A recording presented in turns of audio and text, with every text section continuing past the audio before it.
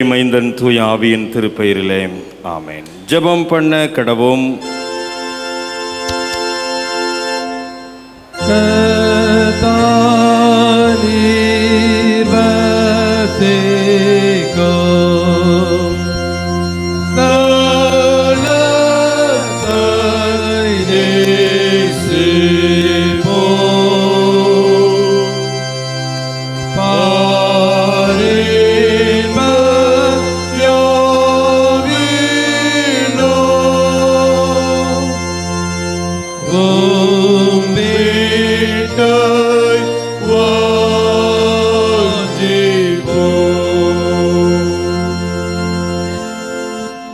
அனைத்து ஆற்றலும் மகிமையும் பொருந்தின அன்பின் ஆண்டவரே, பரிசுத்தமான நற்கருணை வழிபாட்டில் நாங்கள் ஒன்றிணைந்து உம்மை நோக்கி பார்க்கும்படியாக எங்களை அழைத்து வந்த தயவுக்காக நன்றி செலுத்துகின்றோம். இந்த நாட்களிலே உம்முடைய கிருபையின் பிரசன்னம் எங்களை ஆளுகை செய்து இந்த வழிபாட்டிலே நாங்கள் பங்கு பெறுகின்ற போது எங்களுடைய விசுவாச வாழ்வை நாங்கள் உறுதிப்படுத்திக் கொள்ளவும், நீர் எங்களுக்கு தருகின்ற ஆன்மீக மன்னாவை நாங்கள் இந்த நாளிலே சுதந்திரித்துக் கொள்ளவும், தெய்வ பிரசன்னத்தினால் நிறைந்தவர்களாய் சாக்கிரமத்திலே பங்கு பெற்று உளப்பாங்கோடு கூட எங்களை மறு அர்ப்பணம் செய்து இந்த உலகத்திற்குள்ளாய் புறப்பட்டு செல்ல தூய ஆவியானவர் எங்களை பலப்படுத்த வேண்டும் என்று ஜெபிக்கின்றோம். தொடக்க முதல் நிறைவு மட்டும் தூய ஆவியானுடைய அருட்பிரசன்னம் எங்களை ஆளுகை செய்வதாக. நீர் எங்கள் மத்தியிலே எழுந்தருளி இருக்கின்றதை நாங்கள் ஆவியிலே உணர்ந்து கொண்டவர்களாய் உம்முடைய வார்த்தைகளை கேட்கவும், உம்முடைய அமர்ந்த மெல்லிய சப்தத்தின் மூலமாய் எங்களுடைய வாழ்வுக்கு தேவையான வழிகாட்டுதலை பெற்றுக்கொள்ளவும், சாக்கிரமத்தின் மூலமாய் உம்முடைய திரு சமூகத்திலே நாங்கள் எங்களை ஒரு புதிய ஒப்படைப்புக்குள்ளாக அர்ப்பணிக்கவும் ஆண்டவர் அருள் தாரும். நீர் பிரசன்னமாக இருந்த வழிபாட்டை நடத்தி தர வேண்டும் என்று எங்கள் ஆண்டவரும் மீட்பருமாகிய இறைமகன் இயேசு கிறிஸ்துவின் ஈடு இணையற்ற திருப்பெயரிலே அர்ப்பணிப்போடு வேண்டிக் கொள்கிறோம். அன்பு நிறைந்த ஆண்டவரே, ஆமென். ஆண்டவருடைய திருப்பெயருக்கு மாட்சிமை உண்டாக. திருவிருந்து வழிபாட்டிற்கு தொடக்கமாக நாம் அனைவரும் எழுந்து நின்று கிறிஸ்து சபை பாமாலைகளில் 4வது பாமாலையை பாடுவோம். பாமாலை 4, உன்னதரே நீர் மகிமை இந்நிலம் சமாதானத்தை அடைய அன்பு ஓங்க என்று தொடங்கும் பாமாலை எழுந்து நின்று இணைந்து பாடுவோம்.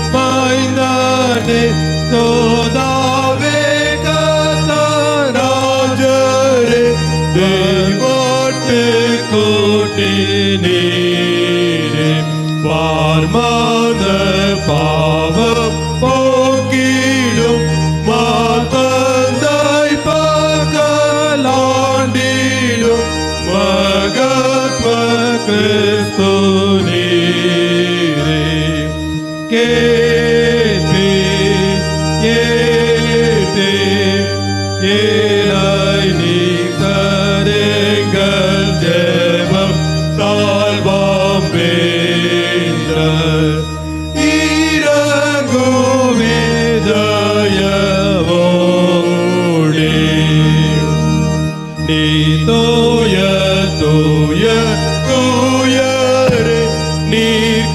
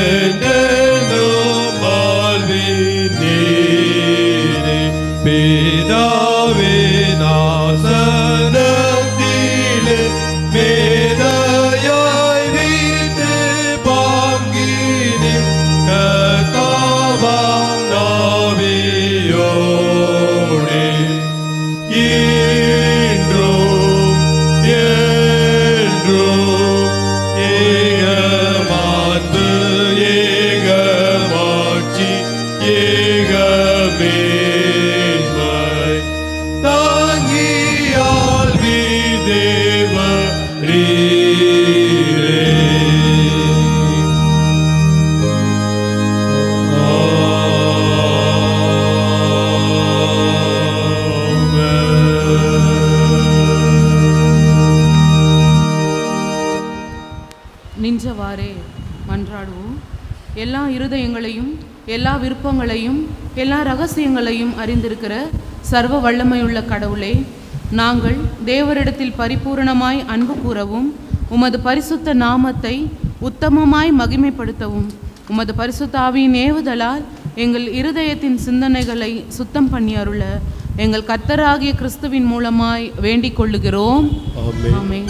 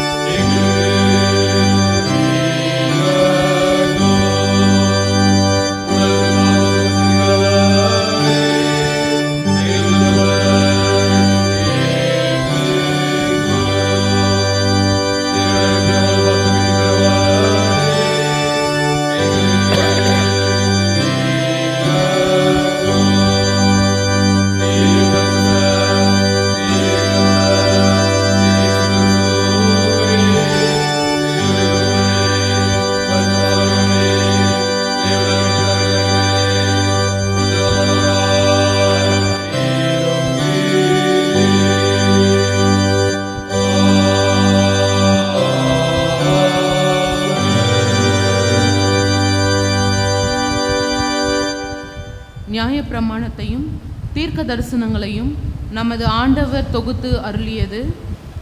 நம்முடைய கர்த்தராகிய இயேசு கிறிஸ்து சொன்னதாவது: இஸ்ரவேலே கேள், நம்முடைய தேவனாகிய கர்த்தர் ஒருவரே கர்த்தர். உன் தேவனாகிய கர்த்தரிடத்தில் உன் முழு இருதயத்தோடும் உன் முழு ஆத்மாவோடும் உன் முழு மனதோடும் உன் முழு பலத்தோடும் அன்பு கூறுவாயாக என்பதே பிரதான கற்பனை. இதற்கு ஒப்பாயிருக்கிற இரண்டாம் கற்பனை என்னவென்றால், உன்னிடத்தில் நீ அன்பு கூறுவது போல் பிறனிடத்திலும் அன்பு கூறுவாயாக என்பதே. இவைகளிலும் பெரிய கற்பனை வேறொன்றுமில்லை. இவ்விரண்டு கற்பனைகளிலும் நியாயப்பிரமாணம் முழுமையும் தீர்க்க தரிசனங்களும் அடங்கியிருக்கிறது என்பதே.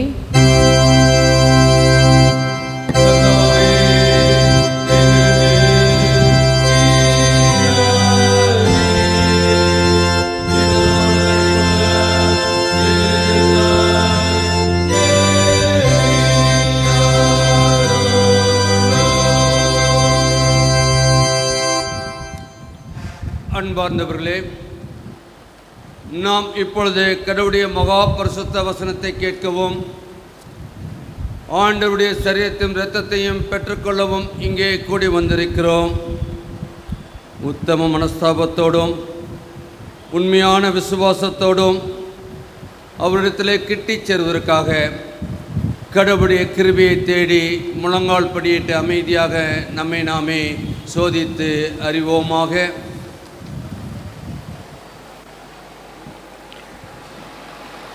கர்த்தர் நமக்கு கிருபையாய் கொடுத்திருக்கின்ற நேரம், கிருபையாய் புதிய ஆண்டை கொடுத்து முதல் மாதத்தின் 3ஆம் ஓய்வு நாளிலே அவருடைய திருச்சமூகத்திலே நாம் வந்து அவருடைய திருவிருந்திலே பங்கு கொள்ள கர்த்தர் நம்மை அழைத்திருக்கின்றார். கர்த்தர் கிருபையாய் கொடுத்திருக்கின்ற நேரத்திலே நம்முடைய பாவ குற்றங்களை அவருடைய திருச்சமூகத்திலே நினைவு கூர்வோமாக.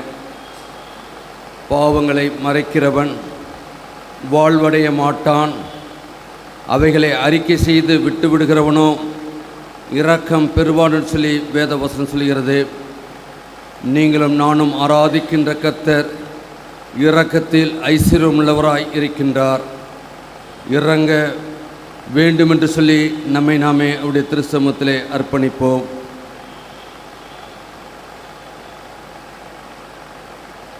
உங்கள் பாவங்கள் நிமித்தம் முழு இருதயத்தோடு உண்மையாய் மனஸ்தாபப்பட்டு பிறத்திலே அன்பும் சினையுமாய் இருந்து இனி கடவுளுடைய கற்பனைகளை கைக்கொண்டு புதிதாக்கப்பட்டவர்களாய் அவருடைய பரிசுத்த மார்க்கத்தில் நடப்போம் என்று தீர்மானித்திருக்கிற நாம் நமது ஆண்டவர் இயேசு கிறிஸ்துவின் மூலமாய் சர்வ வல்லமையுள்ள கடவுளோடு ஒப்புரவாகும்படி மறுபடியும் நமது பாவங்களை பின்வரும் மன்றாட்டின் மூலமாய் மனத்தாழ்மையோடு அவருடைய திருச்சமூகத்திலே அறிக்கையிடுவோம்.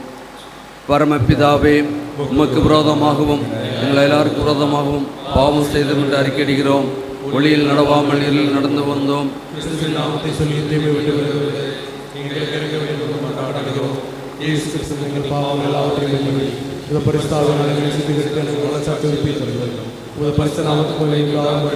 நாங்கள் நீ புது ஜீவனுள்ளவர்களாய் உமக்கு ஊழியம் செய்யத்தக்கதாக மற்றவர்களுக்கு மன்னிக்கைகளை பூஜை புரியும். ஆமென். இயேசு கிறிஸ்துவின் மூலமாய் தமிழத்தில் உண்மையாய் மனந்திருமுறை யாவருக்கும் அருளப்படுகிற கிருபை நிறைந்த அருள் வார்த்தைகளை கேளுங்கள். வருத்தப்பட்டு பாரம் சுமக்கிறவர்களே, நீங்கள் எல்லாரும் என்னிடத்தில் வாருங்கள், நான் உங்களுக்கு இளைப்பாறுதல் தருவேன். கடவுள் தம்முடைய ஒரே பேரான குமாரனை விசுவாசிக்கிறவன் எவனோ அவன் கெட்டு போகாமல் நித்திய ஜீவனை அடையும்படிக்கு அவரை தந்தருளி இவ்வளவாய் உலகத்தில் அன்பு கூர்ந்தார். பாவிகளை ரட்சிக்க கிறிஸ்து இயேசு உலகத்தில் வந்தார் என்கிற வார்த்தை உண்மையும் எல்லா அங்கீகரிப்புக்கும் பாத்திரமானது. ஒருவன் பாவம் செய்வானால் நீதிபராயிருக்கிற இயேசு கிறிஸ்து நமக்காக பிதாவினிடத்தில் பரிந்து பேசுகிறவராயிருக்கிறார். நம்முடைய பாவங்கள் நிவர்த்தி செய்கிற கிருபாதார பலி அவரே. நம்முடைய பரமபிதாவாகிய சர்வ வல்லமையுள்ள கடவுள் உத்தம மனஸ்தாபத்தோடு உண்மையான விசுவாசத்தோடு தம்மிடத்திற்கு மனம் திரும்பி தங்கள் சகோதர சகோதரிகள் குற்றங்களை மன்னிக்கிற யாவருக்கும் பாவ மன்னிப்பை அருளி செய்வோம் என்று மிகுந்த இரக்கமாய் வாக்குத்தத்தம் செய்திருக்கிறார்.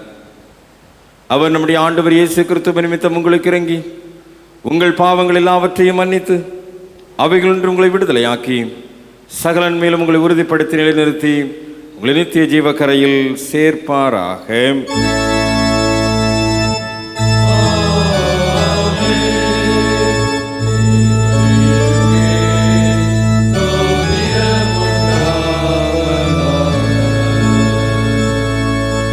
கர்த்தர் உங்களோடு இருப்பாராக.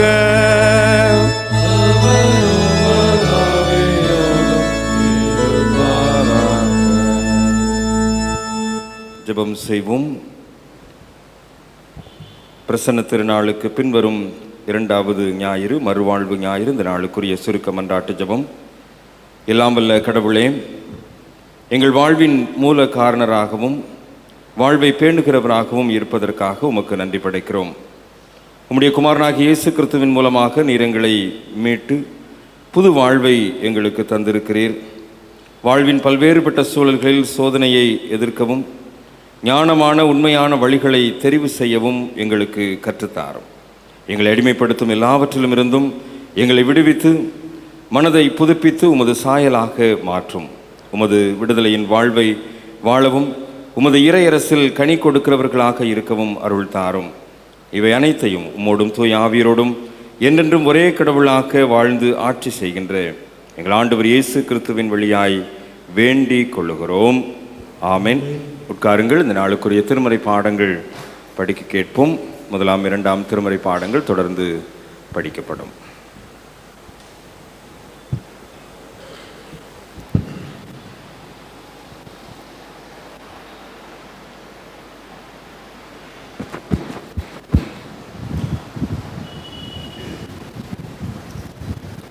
வாசிக்கும்படியாக கொடுக்கப்பட்ட முதலாம் வேத பாடம் தானியேல் 1ஆம் அதிகாரம் 8ஆம் வசனம் முதல் 21ஆம் வசனம் முடிய. தானியேல் 1:8 முதல் 21 வரை. தானியேல் ராஜாவின் போஜனத்தினாலும் அவர் பானம் பண்ணும் திராட்சை ரசத்தினாலும் தன்னை தீட்டுப்படுத்தலாகாது என்று தன் இருதயத்தில் தீர்மானம் பண்ணிக்கொண்டு தன்னை தீட்டுப்படுத்தாதபடி பிரதானிகளின் தலைவனிடத்தில் வேண்டிக் கொண்டான்.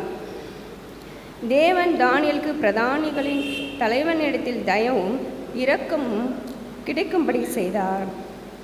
பிரதானிகளின் தலைவன் தானியேலை நோக்கி, உங்களுக்கு போஜனத்தையும் பானத்தையும் குறித்திருக்கிற ராஜாவாகிய என் ஆண்டவனுக்கு நான் பயப்படுகிறேன். அவர் உங்களோடொத்த வாலிபரின் முகங்களை பார்க்கிலும் உங்கள் முகங்கள் வாடி போனவைகளாக காண வேண்டியதென்ன? அதனால் ராஜா என்னை சிறை சேதம் பண்ணுவாரோ என்றான். அப்பொழுது பிரதானிகளின் தலைவனாலே தானியேல், அனனியா, மீசாவேல், ஆசிரியா என்பவர்கள் மேல் விசாரிப்புக்காரனாக வைக்கப்பட்ட மேல்சார் என்பவனை தானியேல் நோக்கி, 10 நாள் வரைக்கும் உமது அடியாரை சோதித்து பாரும். எங்களுக்கு புசிக்க பருப்பு முதலான மரக்கறிகளையும் குடிக்க தண்ணீரையும் கொடுத்து எங்கள் முகங்களையும் ராஜபோஜனத்தினால் புசிக்கிற வாலிபருடைய முகத்தையும் ஒத்துப்பாரும். பின்பு நீர் காண்கிறபடி உமக்கு அடியாருக்கு செய்யும் என்றான். அவன் இந்த காரியத்திலே அவர்களுக்கு செவி கொடுத்து 10 நாளளவும் அவர்களை சோதித்து பார்த்தான். 10 நாள் சென்ற பின்பு ராஜபோஜனத்தை புசித்த எல்லா வாலிபரை பார்க்கிலும் அவர்கள் முகம் கலையுள்ளதாயும் சரீரம் புஷ்டியுள்ளதாயும் காணப்பட்டது. ஆகையால் மேல்சார் அவர்கள் புசிக்க கட்டளையான போஜனத்தையும் அவர்கள் குடிக்க கட்டளையான திராட்சை ரசத்தையும் நீக்கி வைத்து அவர்களுக்கு பருப்பு முதலானவைகளை கொடுத்தான். இந்த 4 வாலிபருக்கும் தேவன் சகல எழுத்தினாலும் ஞானத்தினாலும் அறிவையும் சாமர்த்தியத்தையும் கொடுத்தார். தானியேலை சகல தரிசனங்களையும் சொப்பனங்களையும் அறியத்தக்க அறிவுள்ளவனாக்கினார். அவர்களை ராஜாவினிடத்தில் கொண்டு வருகிறதற்கு குறித்த நாட்கள் நிறைவேறின போது பிரதானிகளின் தலைவன் அவர்களை நேபுகாத்நேச்சருக்கு முன்பாக கொண்டு வந்து விட்டான். ராஜா அவர்களோடே பேசினான். அவர்கள் எல்லாருக்குள்ளும் தானியேல், அனனியா, மீசாவேல், அசிரியா என்பவர்களைப் போல வேறொருவரும் காணப்படவில்லை. ஆகையால் அவர்கள் ராஜ சமூகத்தில் நின்றார்கள். ஞானத்துக்கும் புத்திக்கும் அடுத்த எந்த விஷயத்தில் ராஜா அவர்களை கேட்டு விசாரித்தானோ அதிலே தன் ராஜ்யம் எங்கும் உள்ள சகல சாஸ்திரிகளிலும் ஜோசியரிலும் அவர்களை 10 மடங்கு சமர்த்தனாக கண்டான். கேரேஸ் ராஜ்யபாரம் பண்ணும் 1ஆம் வருஷம் மட்டும் தானியேல் அங்கே இருந்தான். வாசிக்கும்படியாக கொடுக்கப்பட்ட 1ஆம் வேத பாடம் வாசித்து முத்தாயிற்று. கிறிஸ்துவே உமக்கு மகிமை உண்டாவதாக. வாசிக்கும்படியாக தெரிந்து கொள்ளப்பட்ட 2ஆம் வேத பகுதி அப்போஸ்தலனாகிய பவுல் கொலோசியருக்கு எழுதின நிருபம் 3ஆம் அதிகாரம் வசனங்கள் 1 - 11 முடிய. கொலோசியர் 3ஆம் அதிகாரம் வசனங்கள் 1 நீங்கள் கிறிஸ்துவுடன் கூட எழுந்ததுண்டானால் கிறிஸ்து தேவனுடைய வலது பாரிசத்தில் வீற்றிருக்கும் இடத்தில் உள்ள மேலானவைகளை தேடுங்கள், பூமியில் உள்ளவைகளை அல்ல, மேலானவைகளே நாடுங்கள். ஏனென்றால் நீங்கள் மரித்தீர்கள், உங்கள் ஜீவன் கிறிஸ்துவுடனே தேவனுக்குள் மறைந்திருக்கிறது.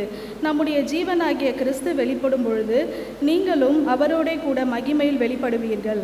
ஆகையால் விபச்சாரம், அசுத்தம், மோகம், துரிச்சை, விக்கிரகாராதனையான பொருளாசை ஆகிய இவைகளை பூமியில் உண்டு பண்ணுகிற உங்கள் அவயவங்களை அழித்து போடுங்கள். இவைகளின் பொருட்டே கீழ்ப்படியாமையின் பிள்ளைகள் மேல் தேவ கோபாக்கினை வரும். நீங்களும் முற்காலத்தில் அவர்களுக்குள்ளே சஞ்சரித்த போது அவைகளை செய்து கொண்டு வந்தீர்கள். இப்பொழுதோ கோபமும் மூர்க்கமும் பொறாமையும் உங்கள் வாயில் திறக்கலாகாத தூஷணமும் வம்பு வார்த்தைகளும் ஆகிய இவைகளை எல்லாம் விட்டுவிடுங்கள். ஒருவருக்கொருவர் பொய் சொல்லாதிருங்கள். பழைய மனுஷனையும் அவன் செய்கைகளையும் கலைத்து போட்டு தன்னை சிருஷ்டித்தவருடைய சாயலுக்கொப்பாய் பூரண அறிவடையும்படி புதிதாக்கப்பட்ட புதிய மனுஷனை தரித்து கொண்டிருக்கிறீர்களே. அதிலே கிரேக்கன் என்றும் யூதன் என்றும் இல்லை, விருத்த சேதனம் உள்ளவன் என்றும் விருத்த சேதனம் இல்லாதவன் என்றும் இல்லை, புறஜாதியான் என்றும் புற தேசத்தான் என்றும் இல்லை, அடிமை என்றும் சுயாதீனன் என்றும் இல்லை. கிறிஸ்துவே எல்லாரிலும் எல்லாமுமாய் இருக்கிறார். வாசிக்கும்படியாக கொடுக்கப்பட்ட 2ஆம் வேத பகுதி வாசிக்க முடிந்தாயிற்று. தேவனே உமக்கே மகிமை உண்டாகுக. மறுபடியும் கடவுளுடைய திருப்பெயருக்கு புகழ்ச்சி உண்டாக நாம் அனைவரும் எழுந்து நின்று 306வது பாமாலையை பாடவும். தூய்மை பெற நாடு கர்த்தர் பாதமே என்று தொடங்கும் பாமாலை நிறைவிலே நற்செய்தி பாடம் படிக்க கேட்போம்.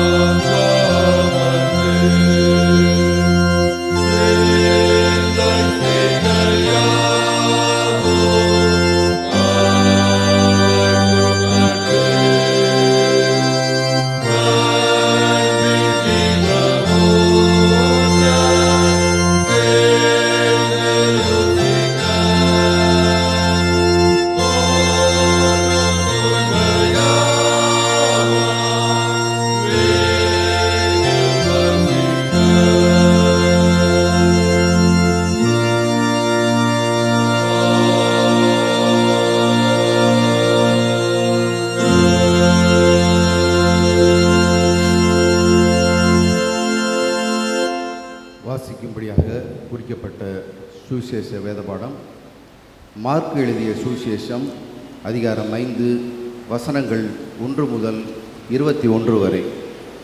பரிசுத்த மார்க் எழுதின சுவிசேஷம் 5ஆம் அதிகாரம் வசனங்கள் 1 முதல் 21 வரை. பின்பு அவர்கள் கடலுக்கு அக்கறையில் உள்ள கதரேனருடைய நாட்டில் வந்தார்கள். அவர் படவிலிருந்து இறங்கின உடனே அசுத்த ஆவியுள்ள ஒரு மனுஷன் பிரேத கல்லறையிலிருந்து அவருக்கு எதிராக வந்தான். அவனுடைய குடியிருப்பு கல்லறைகளே இருந்தது. அவனை சங்கிலியினாலும் கட்ட ஒரு நாளும் கூடாதிருந்தது. அவன் அநேகந்தரம் விலங்கினாலும் சங்கிலியினாலும் கட்டப்பட்டிருந்தும் சங்கிலிகளை முறித்து விலங்குகளை தகர்த்து போடுவான். அவனை அடக்க ஒரு நாளும் கூடாதிருந்தது. அவன் எப்பொழுதும் இரவும் பகலும் மலையிலும் கல்லறையிலும் நின்று கூக்குரலிட்டு கல்லுகளிலே தன்னை காயப்படுத்தி கொண்டிருந்தான். அவன் இயேசுவை தூரத்திலே கண்டபோது ஓடி வந்து அவரை பணிந்து கொண்டு, இயேசுவே, உன்னதமான தேவனுடைய குமாரனே, எனக்கும் உமக்கும் என்ன? என்னை வேதனைப்படுத்தாதபடிக்கு தேவன் பேரில் உமக்கு ஆணை என்று மிகுந்த சத்தமிட்டு சொன்னான். ஏனெனில் அவர் அவனை நோக்கி, அசுத்த ஆவியே, இந்த மனுஷனை விட்டு புறப்பட்டு போ என்று சொல்லியிருந்தார். அப்பொழுது அவர் அவனை நோக்கி, உன் பேர் என்னவென்று கேட்டார். அதற்கு அவன், நான் அநேகராய் இருக்கும்படியால் என் பேர் லேயோன் என்று சொல்லி தங்களை அந்த திசையிலிருந்து துரத்தி விடாதபடிக்கு அவரை மிகவும் வேண்டிக் கொண்டான். அப்பொழுது அவ்விடத்தில் மலை அருகே அநேகம் பன்றிகள் கூட்டமாக மேய்ந்து கொண்டிருந்தது. அந்த பிசாசுகள் எல்லாம் அவரை நோக்கி, பன்றிகளுக்குள்ளே போகும்படி அவைகளுக்கு எங்களை அனுப்பும் என்று அவரை வேண்டிக் கொண்டன. இயேசு அவைகளுக்கு உத்தரவு கொடுத்தவுடனே அசுத்த ஆவிகள் புறப்பட்டு பன்றிகளுக்குள் போயின. உடனே ஏறக்குறைய 2000 பன்றிகளுக்குள் அந்த கூட்டம் உயர்ந்த மேட்டிலிருந்து ஓடி கடலிலே பாய்ந்து கடலில் அமிழ்ந்து மாண்டது. பன்றிகளை மேய்த்தவர்கள் ஓடி இதை பட்டணத்திலும் சுற்றுப்புறங்களிலும் அறிவித்தார்கள். அப்பொழுது சம்பவித்ததை பார்க்கும்படி ஜனங்கள் புறப்பட்டு இயேசுவினிடத்தில் வந்து, லேயோனாகிய பிசாசுகள் பிடித்தவன் வஸ்திரம் வந்து உட்கார்ந்து புத்தி தெளிந்திருக்கிறதை கண்டு பயந்தார்கள். பிசாசுகள் பிடித்திருக்கிறவர்களும் பன்றிகளுக்கும் சம்பவித்ததை கண்டவர்களும் அவர்களுக்கு விவரமாய் சொன்னார்கள். அப்பொழுது தங்கள் எல்லைகளை விட்டு போகும்படி அவரை வேண்டிக் கொள்ளத் தொடங்கினார்கள். அப்படியே அவர் படவில் ஏறுகிற பொழுது பிசாசு பிடித்திருந்தவன் அவரோட கூட இருக்கும்படி தனக்கு உத்தரவு கொடுக்க அவரை வேண்டிக் கொண்டான். இயேசு அவனுக்கு உத்தரவு கொடாமல், நீ உன் இனத்தாரிடத்தில் உன் வீட்டிற்கு போய் கர்த்தர் உனக்கு இறங்கி உனக்கு செய்தவையெல்லாம் அவர்களுக்கு அறிவு என்று சொன்னார். அந்தப்படியே அவன் போய் இயேசு தனக்கு செய்தவைகளெல்லாம் தெக்கப்போலி என்னும் நாட்டில் பிரசித்தம் பண்ண தொடங்கினான். எல்லாரும் ஆச்சரியப்பட்டார்கள். இயேசு படவில் ஏறி மறுபடியும் இக்கரைக்கு வந்து கடலோரத்தில் இருந்தபோது திரளான ஜனங்கள் அவரிடத்தில் கூடி வந்தார்கள். வாசிக்கும்படியாக குறிக்கப்பட்ட வேத பாடம் வாசித்து முடித்து தேவனே உமக்கு மகிமை உண்டாதாக. Amen.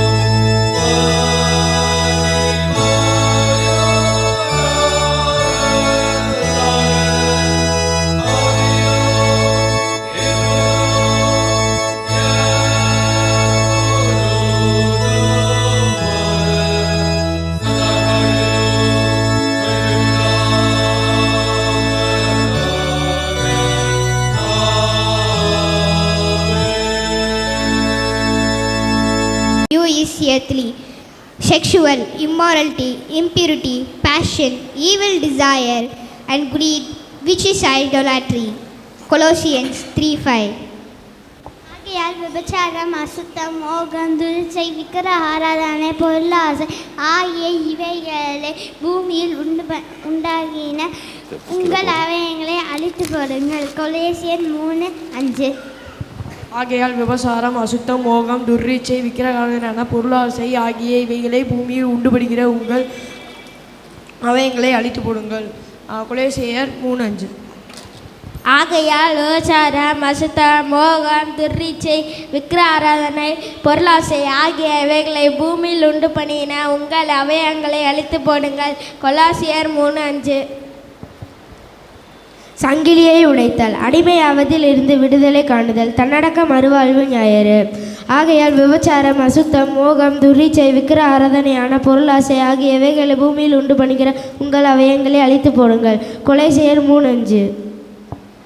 Put to death, therefore, whatever in you is earthly, sexual, immorality, impurity, passion, evil desire, and greed, which is idolatry. Colossians 3:5. சங்கிலியை உடைத்தல், அடிமையாவதில் இருந்து விடுதலை காணுதல், தன்னடக்க மறுவாழ்வு ஞாயிறு. ஆகையால் விபச்சாரம், அசுத்தம், மோகம், துர்யிச்சை, விக்கிர ஆராதனையான பொருளாசை ஆகிய இவைகளை பூமியில் உண்டு பண்ணுகிற உங்கள் அவயங்களை அழித்து போடுங்கள். கொலோசியர் 3:5.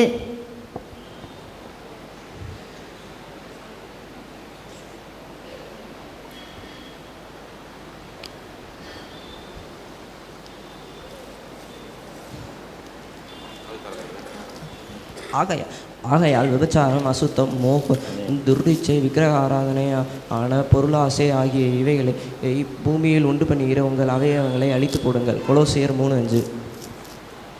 ஆகையால் விபச்சாரம், அசுத்தம், மோகம், துர்ரீச்சை, விக்கிர ஆராதனை, பொருளாசை ஆகிய பூமி உண்டு பண்ணிய உங்கள் அவயங்களை அழித்து போடுங்கள். கொலோசியர் 3:5.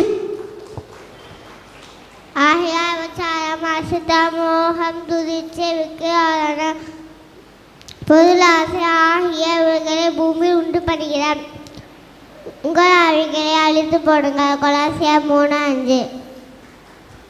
ஆகையால் விபச்சாரம், அசுத்தம், மோகம், துர்ரீச்சை, விக்கிரகம் ஆராதனை பொருளாசை ஆகிய இவைகளின் பூமியில் உண்டு பண்ணுகிற உங்கள் அவயங்களை அழித்து போடுங்கள். கொலோசியர் 3:5.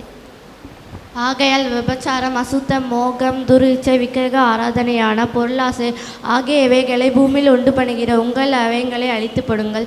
கொலோசியர் 3:5. பிரைஸ் லாட்டோல் மகிழ்விக்கும் மன்னா. தலைப்பு: சங்கிலியை உடைத்தல், அடிமையாவதிலிருந்து விடுதலை காணுதல். ஆகையால் விபசாரம், அசுத்தம், மோகம், துர்யிச்சை,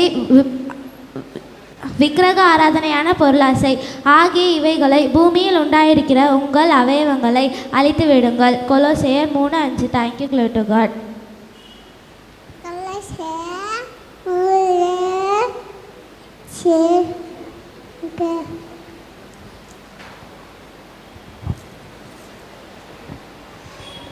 ஆகையால் விசாரம், அசுத்தம், மோகம், விக்கிரகாராதனை, பொருளாசை ஆகிய இவைகளை பூமி உண்டு பங்கில்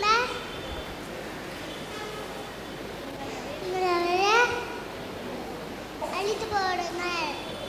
கொலோசியர் 3:5. பிரைஸ் லாட்டோல் மகிழ்விக்கும் மன்னா. சங்கிலியை உடைத்தல், அடிமையாவதிலிருந்து விடுதலை காணுதல், தன்னடக்க மறுவாழ்வு ஞாயிறு. ஆகையால் விபச்சாரம், அசுத்தம், மோகம், துர்ரீச்சை, விக்கிரக ஆராதனையான பொருளாசை ஆகிய இவைகளை பூமியில் உண்டு பண்ணுகிற உங்கள் அவயவங்களை அழித்து போடுங்கள். கொலோசியர் 3:5. ஆமென். ஆகையால் விபச்சாரம், அசுத்தம், மோகம், துர்ரீச்சை, விக்கிர ஆராதனையான பொருளாசை பூமியில் உண்டு பண்ணுகிற உங்கள் அவயவங்களை அழித்து போடுங்கள். கொலோசியர் 3:5. அசுத்தம் மோகம் துர்நுட்சை விக்கிர ஆராதனையான பொருளாசை ஆகியாவிலே பூமி உண்டு பண்ணுகிற உங்கள் அவர்களே அழித்து போடுங்கள். கொலோசியர் 3:5. அகிலிக்கும் அண்ணா ஆகையால் விபச்சாரம் அசுத்தம் மோகம் துரிச்சை விக்கிரக ஆராதனையான பொருளாசை ஆகிய இவைகளை பூமியில் உண்டு பண்ணுகிற உங்கள் அவயங்களை அழித்து போடுங்கள். கொலோசியர் 3:5. ஆகையால் விபச்சாரம் அசுத்தம் மோகம் துரிச்சை விக்கிரக ஆராதனை பொருளாசை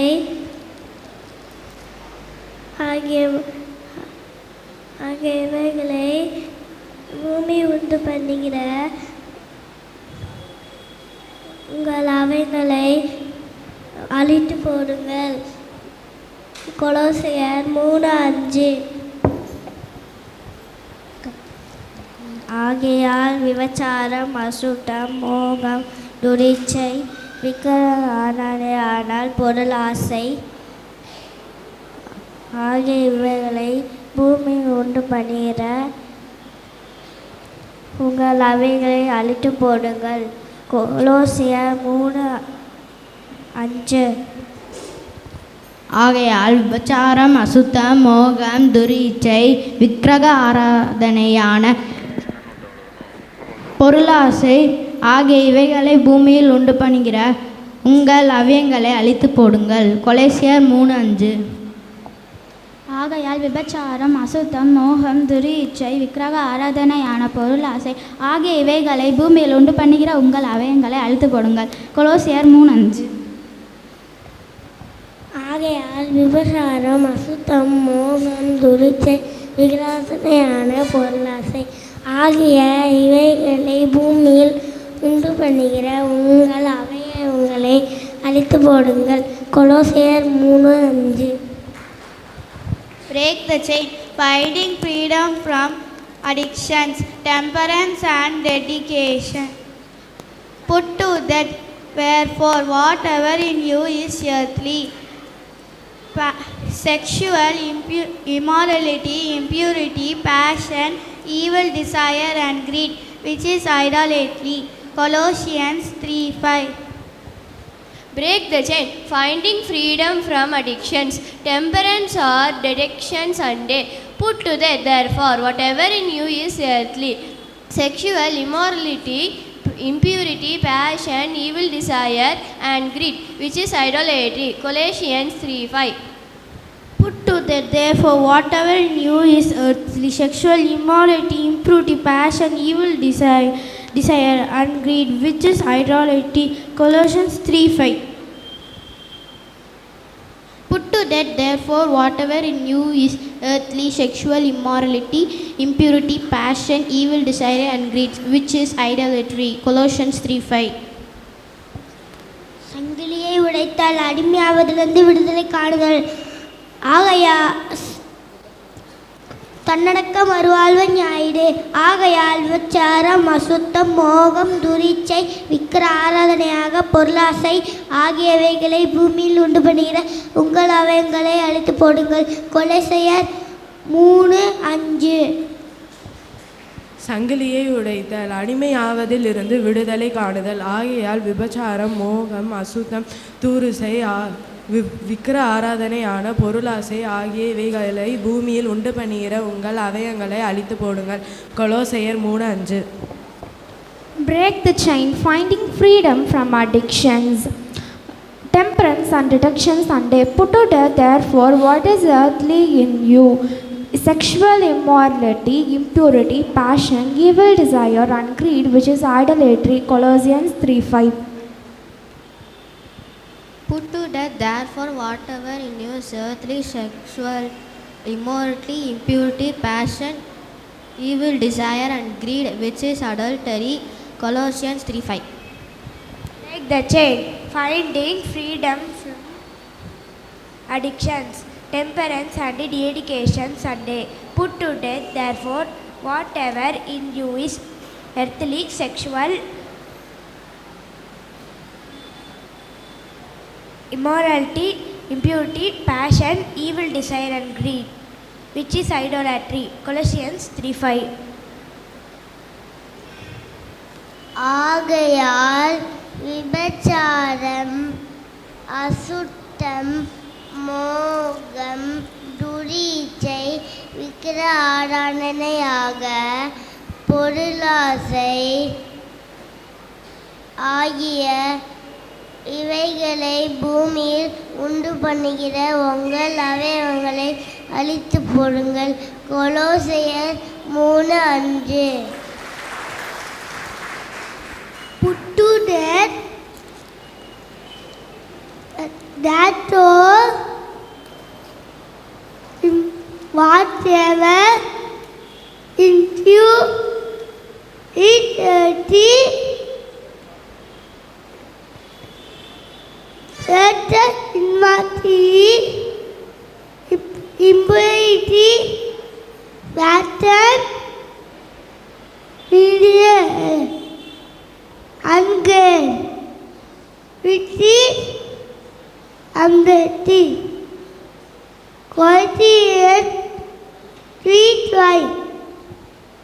Put to death, therefore, whatever in you is earthly, impurity, passion, evil desire and greed. Colossians 3:5. ஆகையால் விபச்சாரம், அசுத்தம், மோகம், துரீச்சை, விக்கிரக ஆராதனையான பொருளாசை ஆகிய இவைகளை இந்த பூமியில் உண்டு பண்ணுகிற உங்கள் அவயவங்களை அழித்து போடுங்கள். கொலோசையர் 3:5. Put to death, therefore, whatever in you is earthly, sexual immorality, impurity, passion, evil desire and greed. Colossians 3:5. Amen. ஆகையால் விபச்சாரம், அசுத்தம், மோகம், துரிச்சை, விக்கிரகார ஆராதனையான பொருளாசை ஆகிய இவைகளை இந்த பூமியில் உண்டு பண்ணுகிற உங்கள் அவயங்களை அழித்து போடுங்கள். கொலோசையர் 3:5.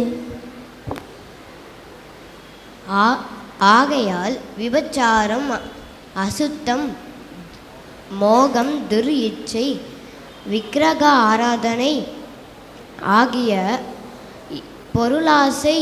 பொருளாசை ஆகிய இவைகளை இந்த பூமியில் உண்டாக்குகிற உங்கள் அவயங்களை அழித்து போடுங்கள்.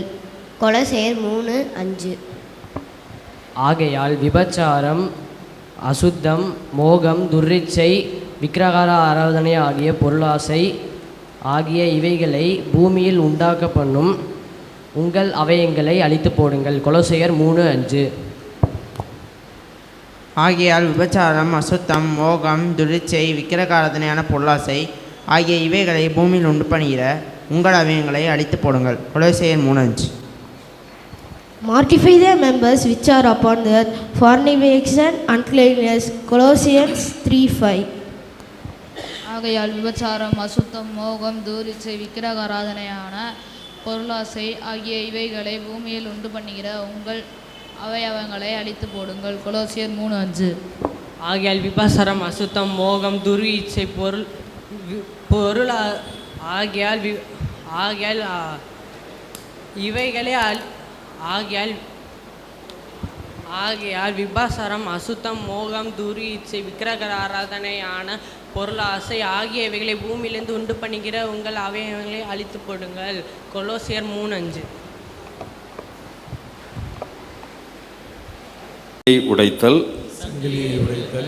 அடிமையாவதிலிருந்து விடுதலை காணுதல்.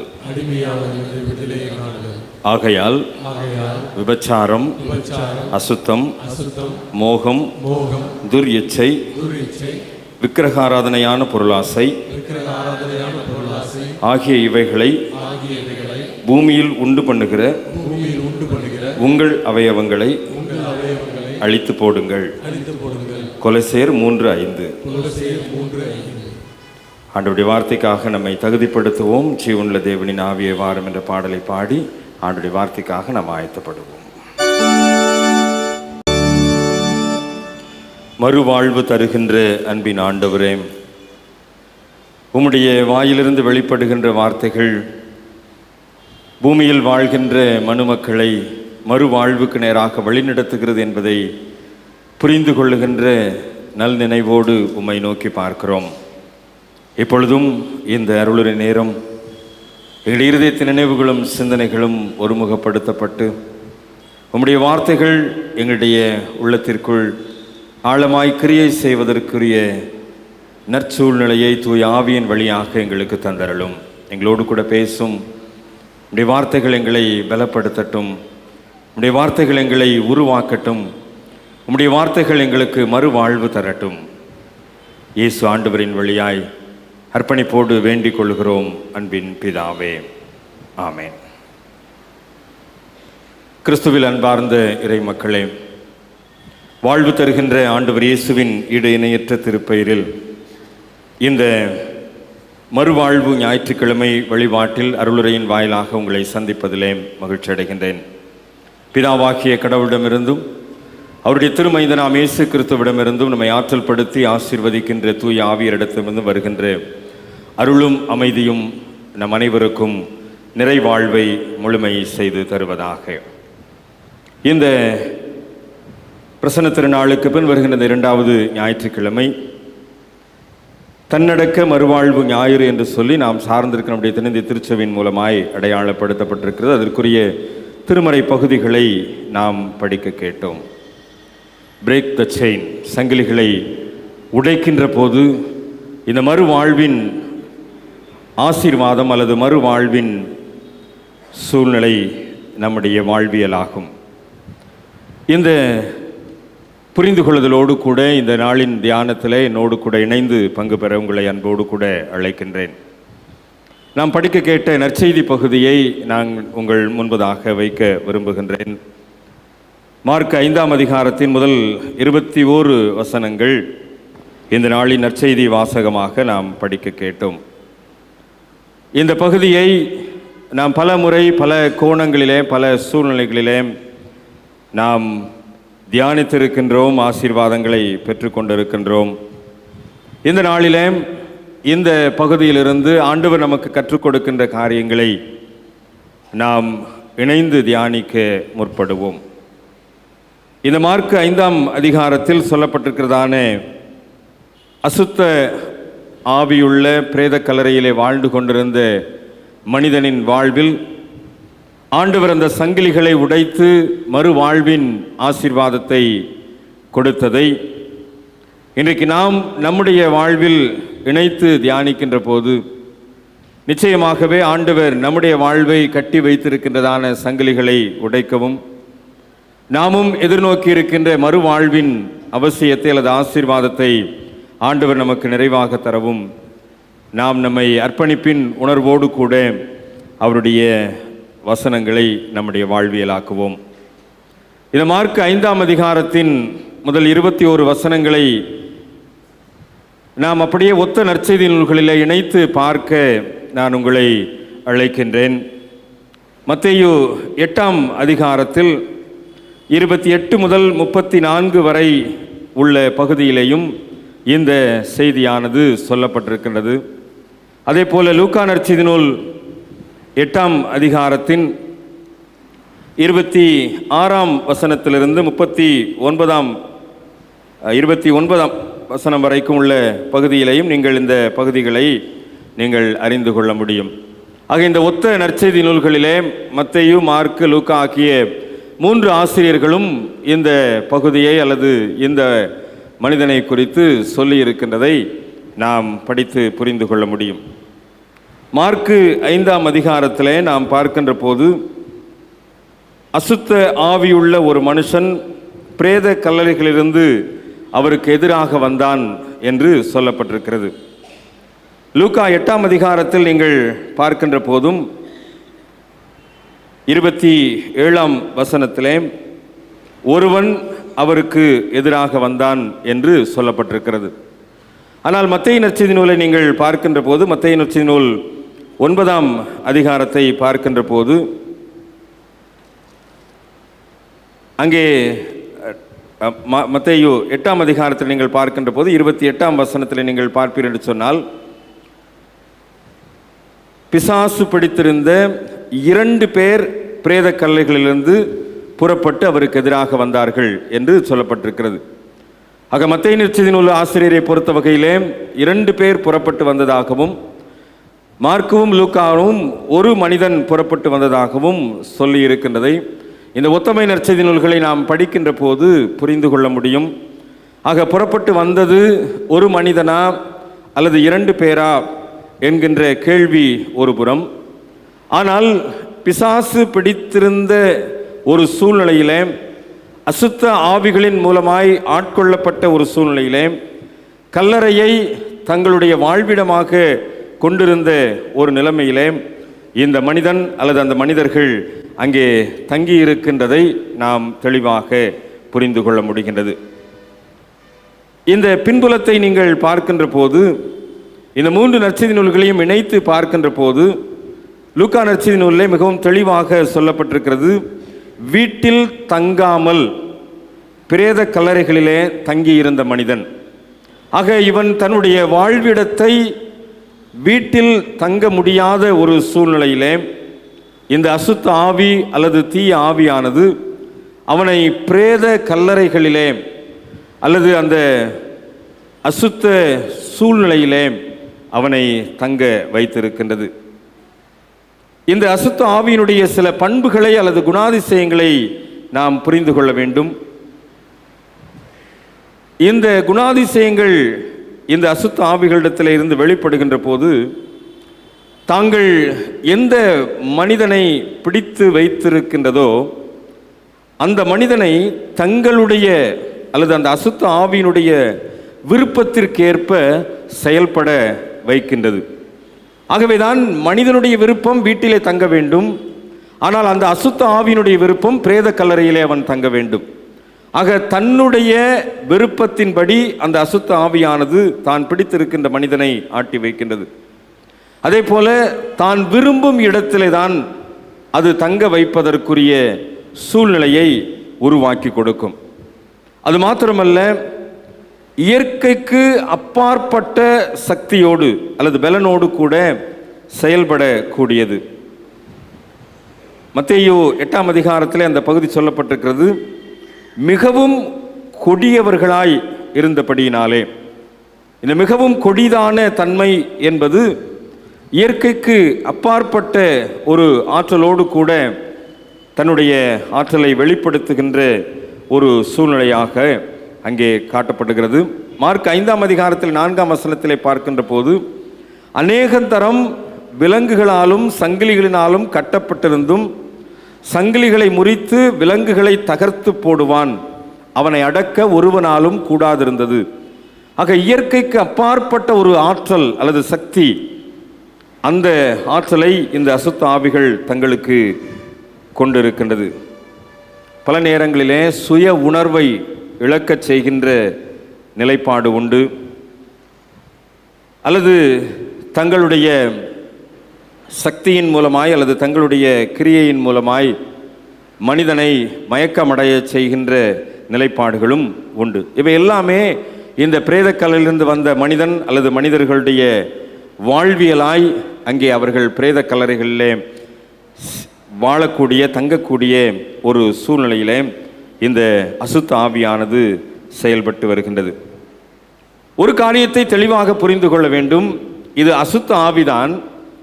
ஆனால் இந்த அசுத்த ஆவியானது ஆண்டவராகிய இயேசு கிறிஸ்துவை பற்றி தெளிவாக தெரிந்து வைத்திருந்த ஒரு ஆவி என்பது இங்கே குறிப்பிடப்பட்டிருக்கிறதான ஒரு செய்தி. ஆண்டவர் இயேசு கிறிஸ்துவனுடைய ஆற்றலையும் ஆண்டவர் இயேசு கிறிஸ்துவனுடைய அந்த மகிமை நிறைந்த செயல்பாடுகளையும் மிகவும் தெளிவாய் தெரிந்து வைத்திருக்கக்கூடிய ஒரு ஆவி என்பது இந்த 3 நற்செய்தி நூல்களிலேயும் நாம் படிக்கின்ற போது புரிந்து கொள்ள முடிகின்றது. மனிதனை காட்டிலும் அல்லது நம்மை காட்டிலும் நம்முடைய அறிவை காட்டிலும் இந்த அசுத்த ஆவிகள் ஆண்டவராகிய இயேசு கிறிஸ்துவினுடைய ஆற்றலை அல்லது அந்த ஆண்டவருடைய செயல்பாட்டை மிகவும் தெளிவாக தெரிந்தவை. அந்த சூழ்நிலையில்தான் இயேசு கிறிஸ்துவும் இந்த அசுத்த ஆவியும் சந்திக்கக்கூடிய ஒரு நிலை அல்லது ஒரு சூழ்நிலை அங்கே ஏற்படுகின்றது. நீங்கள் மார்க் 5ஆம் அதிகாரத்திலே பார்க்கின்ற போது இயேசுவை தூரத்திலே கண்டபோது ஓடி வந்து அவரை பணிந்து கொள்ளுகின்றான்.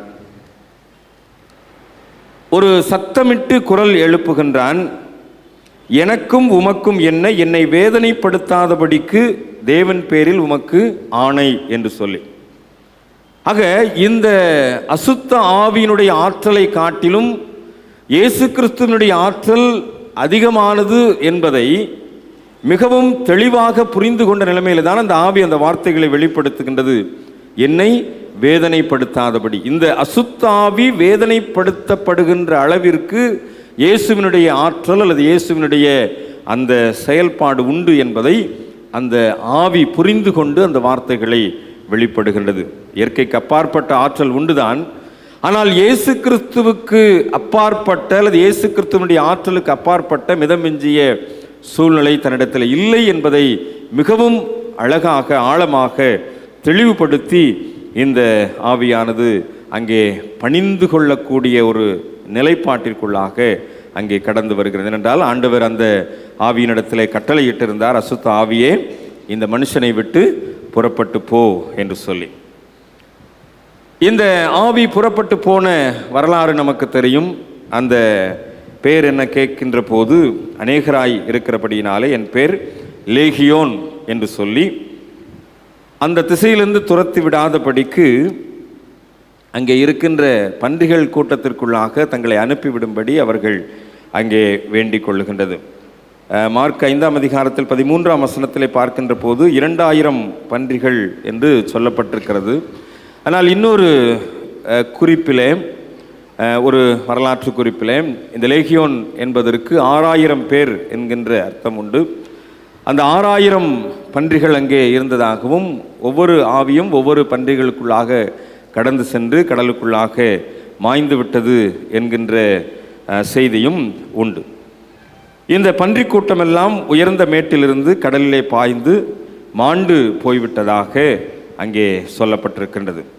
ஆனால் தங்களை வேறு திசைக்கு அனுப்பிவிட வேண்டாம் என்று அவைகள் வேண்டிக் கொள்ளுகின்ற ஒரு சிந்தனையும் அங்கே வைக்கப்பட்டிருக்கின்றது. ஆண்டவர் அந்த ஆவிகளை பன்றி கூட்டத்திற்குள்ளாக அனுப்பிவிட்டார். அவைகள் மாண்டு போயின. இப்பொழுது இந்த மனிதனுடைய வாழ்விலே ஒரு விடுதலை. சுயாதீனமாய் வாழ்ந்து வந்த மனிதன், தேவ சாயலிலே படைக்கப்பட்டு தேவ மனிதனாய் வாழ்ந்து வந்தவன், இந்த தீய ஆவிகளின் செயல்பாட்டின் மூலமாக தன்னுடைய வாழ்வை கல்லறைக்குள்ளாக வீழ்த்தி கரைப்படுத்தி கொண்ட ஒரு மனிதன். இந்த கரைப்படுத்தி கொண்ட சூழ்நிலை என்பது அவன் கல்லுகளாலே தன்னை காயப்படுத்தி கொண்டு அந்த சங்கிலிகளினாலே கட்டப்பட்டதன் மூலமாக தன்னுடைய உடலை சேதப்படுத்தி கொண்டு வனாந்தரங்களிலே துரத்தப்பட்டிருந்தான் என்று சொல்லப்பட்டதன் அடிப்படையிலே ஒரு அவாந்தரமான ஒரு சூழ்நிலைக்குள்ளாக வீழ்த்தப்பட்ட ஒரு நிலைமை.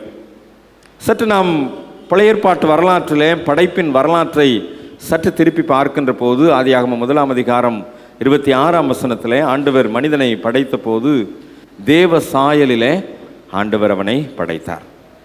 ஒருவேளை அந்த சுவாசம், அவரிடத்திலிருந்து ஊதப்பட்ட மூச்சு காற்று, அந்த சுவாச காற்று அந்த மனிதனுக்குள்ளாக ஆதாமுக்குள்ளாக கடந்து போன்ற போது அவன் ஜீவாத்துமாவானான் என்று சொல்லப்பட்டிருக்கிறது. ஆக தேவ சாயலிலே படைக்கப்பட்ட மனிதன், ஜீவ ஆத்துமாவாக படைக்கப்பட்ட மனிதன் ஒரு நல்ல சூழ்நிலையிலே ஒரு இன்பமயமான வாழ்வை வாழ வேண்டும் என்று சொல்லி அந்த ஏதேன் தோட்டத்தின் மகிழ்ச்சிக்குள்ளாக வாழ அர்ப்பணிக்கப்பட்டிருந்த மனிதன். ஒருவேளை இந்த மனிதனுக்கு எது தேவையோ அது தேவைப்பட்ட நேரத்தில் கிடைத்தது என்பதுதான் ஏதேன் தோட்டத்தின் வரலாறு. இந்த ஏதேன் தோட்டத்தின் குளிர்ச்சியை, அந்த மகிழ்ச்சியை ஒவ்வொரு நாளும் ஆண்டவர் பரிசோதிக்கின்ற வகையில்தான் பகலின் குளிர்ச்சியான வேளையிலே ஏதேன் தோட்டத்திலே உலா வந்து கொண்டிருந்தார். ஆக ஒவ்வொரு நாளும் அந்த குளிர்ச்சி இருக்கின்றதா? ஒவ்வொரு நாளும் இந்த மகிழ்ச்சிக்குள்ளாய் இந்த ஆதாம் வாழ்கின்றானா என்பது ஆண்டவருடைய பரிசோதனைக்குட்படுத்தப்பட்ட ஒரு சூழ்நிலை. ஆக தன்னுடைய சாயலிலே படைக்கப்பட்ட மனிதனை தினமும் சந்தித்து அவனோடு கூட உறவாடி அவனோடு கூட நேரத்தை செலவிட்டபடியினால்தான் இவன் தனிமையாய் இருப்பது நல்லதல்ல என்று கண்டு அவனுக்கு ஏற்ற துணையை ஆண்டவர் அவனுடைய விலா எலும்பின் மூலமாக உருவாக்கி கொடுத்தார். இப்பொழுது ஆதாமும் ஏவாளும் இணைந்து அந்த குடும்ப வாழ்வை மகிழ்ச்சியாக செயல்படுத்துகின்றார்கள். ஒரு குறிப்பிட்ட காலகட்டத்திலே இந்த மகிழ்ச்சி பறிக்கப்படுகின்றது. அந்த சந்தோஷம் சமாதானத்திற்கு முற்றுப்புள்ளி வைக்கப்படுகின்றது. அவர்கள் ஏதேன் தோட்டத்தின் மகிழ்ச்சியிலிருந்து வெளியாக்கப்படுகின்றார்கள். இந்த வரலாறு நமக்கு தெரியும். இப்பொழுது இந்த படைப்பின் வரலாற்றை மாத்திரம் நாம் கண்ணோக்கி பார்க்கின்ற போது ஒரு மகிழ்ச்சியை, ஒரு சமாதானத்தை தன்னுடைய சாயலின் மூலமாக மனுக்குலத்திற்கு கொடுத்த ஆண்டவர்.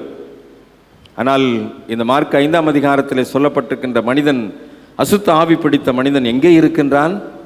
வீட்டிலே வாழவில்லை, மகிழ்ச்சியின் சூழ்நிலையில் இல்லை, சமாதானத்திலே அவன் இல்லை. தன்னுடைய உடலிலே சேதம், சங்கிலிகளால் விலங்குகளால் கட்டப்பட்ட ஒரு நிலைமை, பிரேத கல்லறைகளிலே வாழ்ந்து கொண்டிருக்கின்ற ஒரு சூழ்நிலை. ஏதேன் தோட்டத்தின் மகிழ்ச்சியையும் பிரேத கல்லறைகளுடைய வீழ்ச்சியையும் நீங்கள் இணைத்து பார்க்கின்ற போது சற்றும் ஒப்பிட்டு பார்க்க முடியாத அல்லது சற்றும் கொஞ்சமும் ஒத்து வராத ஒரு எதிரும் புதிருமான ஒரு சூழ்நிலை. ஆக ஆண்டவருடைய விருப்பம் ஏதேன் தோட்டத்தின் மகிழ்ச்சி.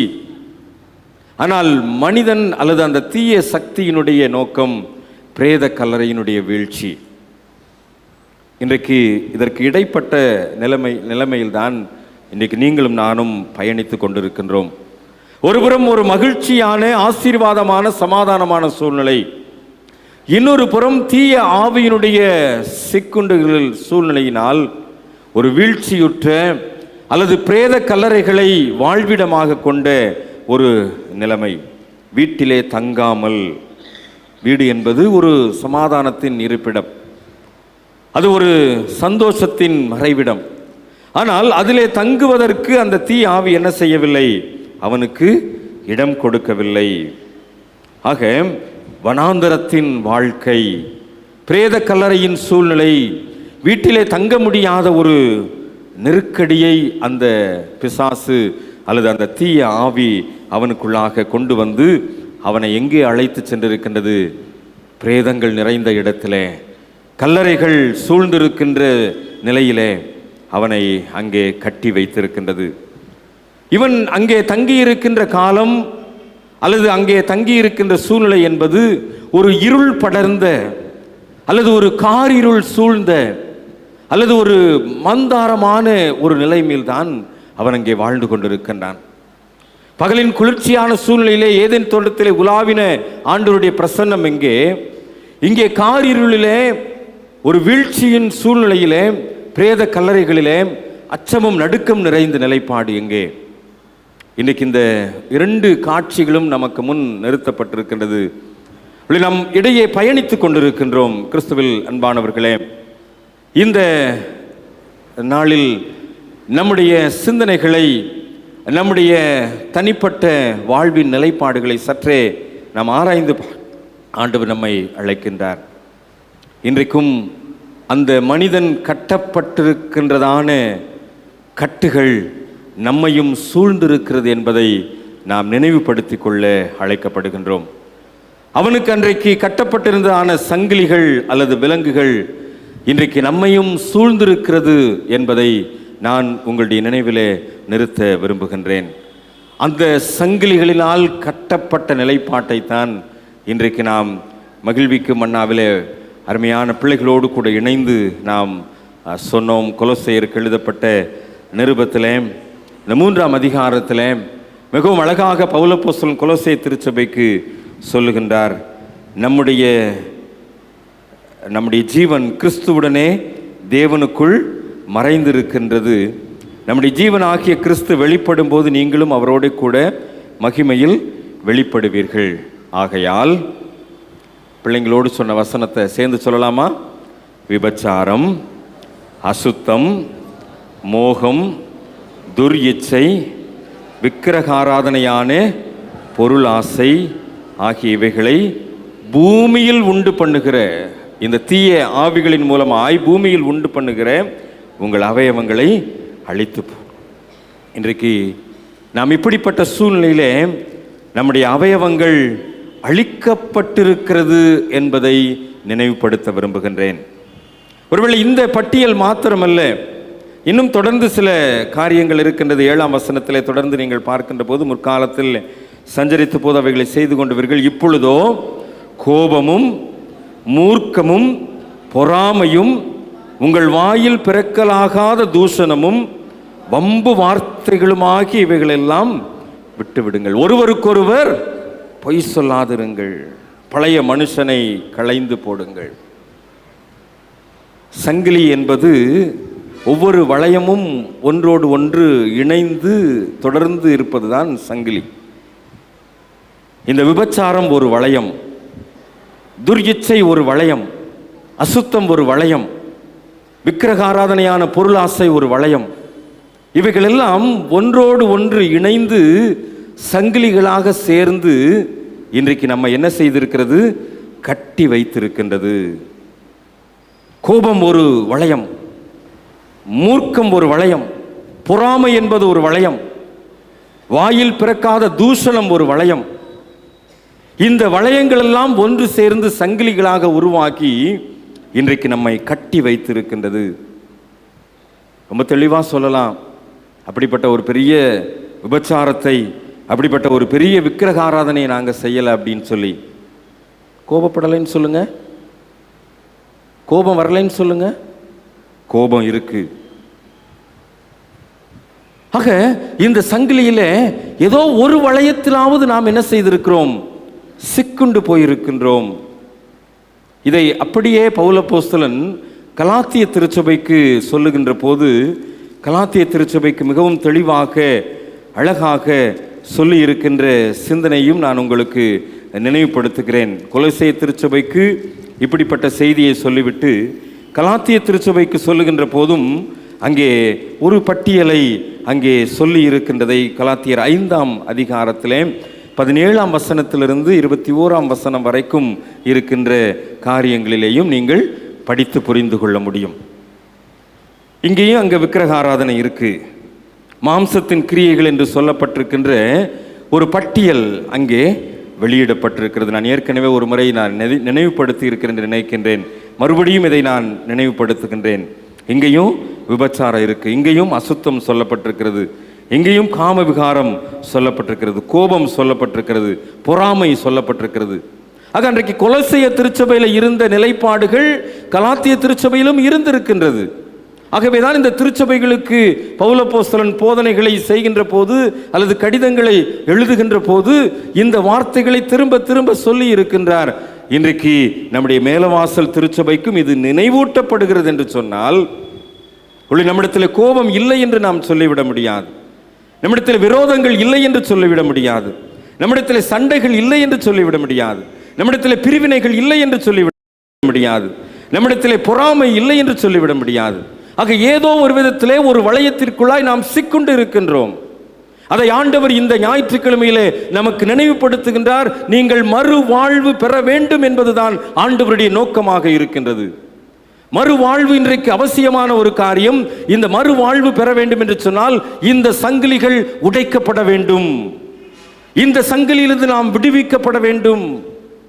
இந்த மறுவாழ்வு ஞாயிற்றுக்கிழமையிலே ஆண்டவர் நமக்கு மறுவாழ்வை கட்டளையிட விரும்புகின்றார், மறுவாழ்வை பிரகடனப்படுத்த வேண்டும் என்று சொல்லி விரும்புகின்றார்.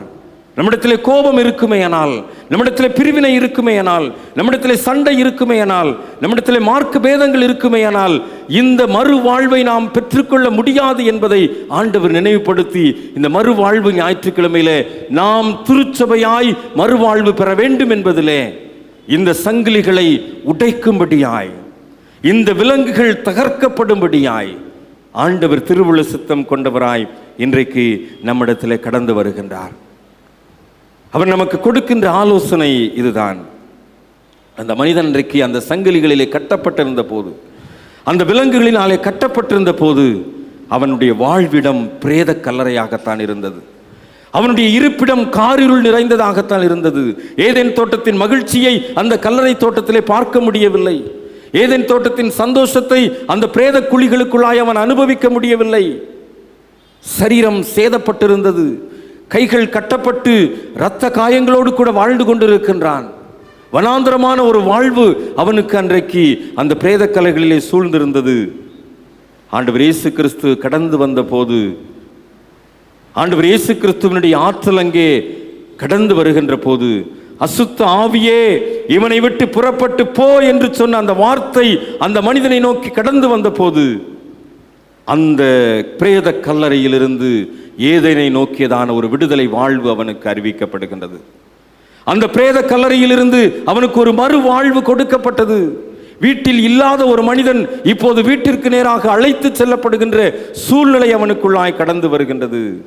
கிறிஸ்துவில் அன்பார்ந்தவர்களே, நம்முடைய பிரிவினைகள் உடைக்கப்படட்டும். நம்மிடத்திலே காணப்படுகின்ற பொறாமை எண்ணங்கள் உடைக்கப்படட்டும். நம்மிடத்திலே காணப்படுகின்ற கோபங்கள், சண்டைகள், மார்க்க பேதங்கள், வைராக்கியங்கள் உடைக்கப்பட வேண்டும். அவைகள் உடைக்கப்படும் போதுதான் மறு வாழ்வை ஆண்டவர் பிரகடனப்படுத்த முடியும்.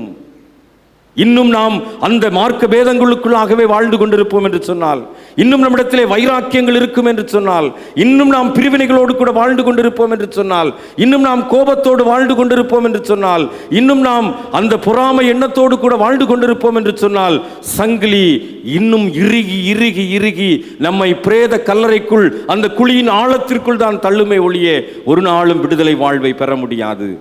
இன்றைக்கு மறுவாழ்வு ஞாயிற்றுக்கிழமை.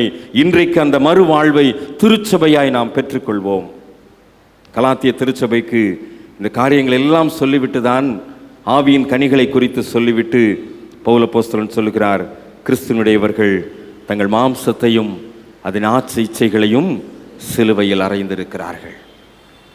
இந்த மாம்சத்தை, இந்த மாம்சத்திலிருந்து வெளிப்படுகின்ற கோபத்தை, இந்த மாம்சத்திலிருந்து வெளிப்படுகின்ற துர்இச்சைகளை, இந்த மாம்சத்திலிருந்து வெளிப்படுகின்ற பிரிவினை உணர்வுகளை, இந்த மாம்சத்திலிருந்து வெளிப்படுகின்றதான அந்த மார்க்க பேதங்களை, இந்த மாம்சம் வெளிப்படுத்துகின்ற வைராக்கியங்களை சிலுவையில் அறைகின்ற கிறிஸ்தவர்களாய், சிலுவையில் அறைகின்ற திருச்சபையாய் இன்றைக்கு நாம் உருவெடுக்க ஆண்டவர் நம்மை அழைக்கின்றார். கொலோசிய திருச்சபைக்கும் அதைத்தான் அங்கே பவுல் அப்போஸ்தலன் மிகவும் தெளிவாக சொல்லுகிறார். பழைய மனிதனை களைந்து போட்டு, இந்த பொறாமை நிறைந்த பழைய மனிதன் களையப்பட வேண்டும். இந்த பிரிவினை நிறைந்த பழைய மனிதன் களையப்பட வேண்டும். இந்த கோபம் நிறைந்த பழைய மனிதன் களையப்பட வேண்டும். இந்த வைராக்கியம் நிறைந்த பழைய மனிதன் களையப்பட வேண்டும்.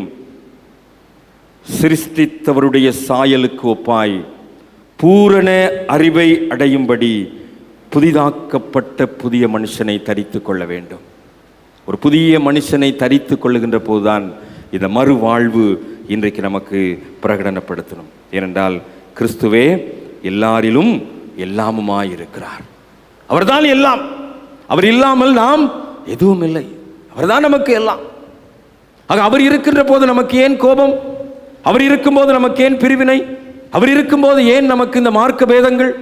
அவர் இருக்கும்போது ஏன் இந்த விதமான துர்இச்சையான செயல்பாடுகள், வைராக்கியங்கள் நம்மிடத்திலே காணப்படும்? அவர் தான் நமக்கு எல்லாமே இருக்கிறாரே, அவர் போதுமே நமக்கு.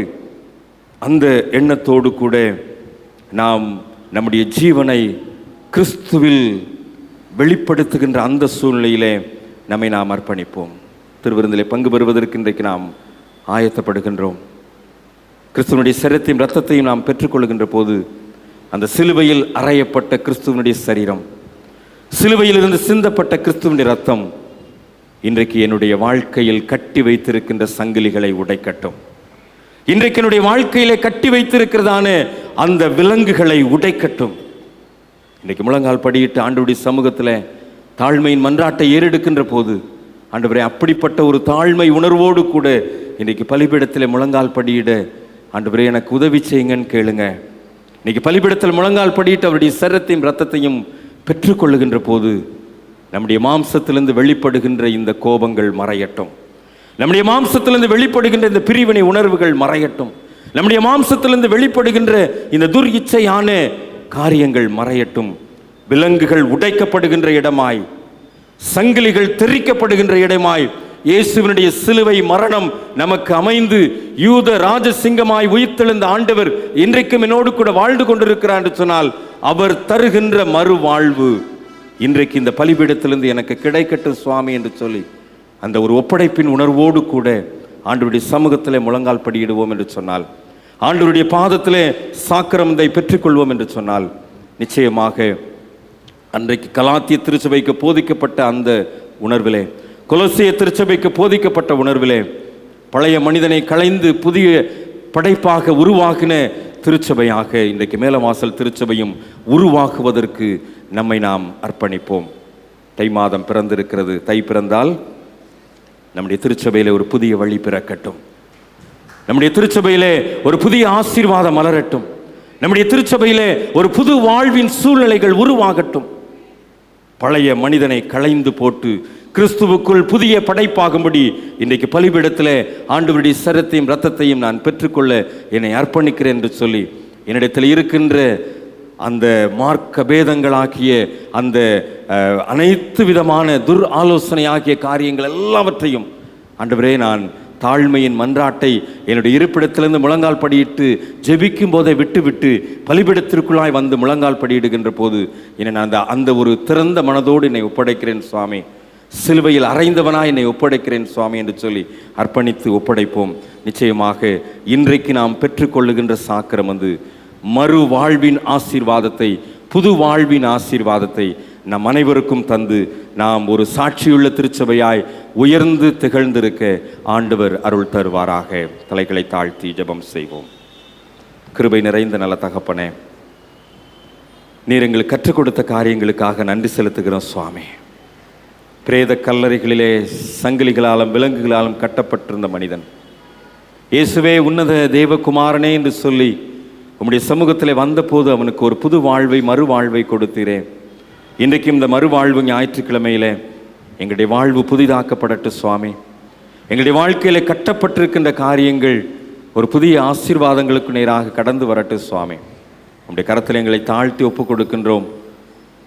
உம்முடைய சரீரத்தையும் இரத்தத்தையும் நாங்கள் பெற்றுக்கொள்ளுகின்ற போது அந்த மறுவாழ்வு புது வாழ்வாக எங்களுக்குள் கடந்து வரட்டும்.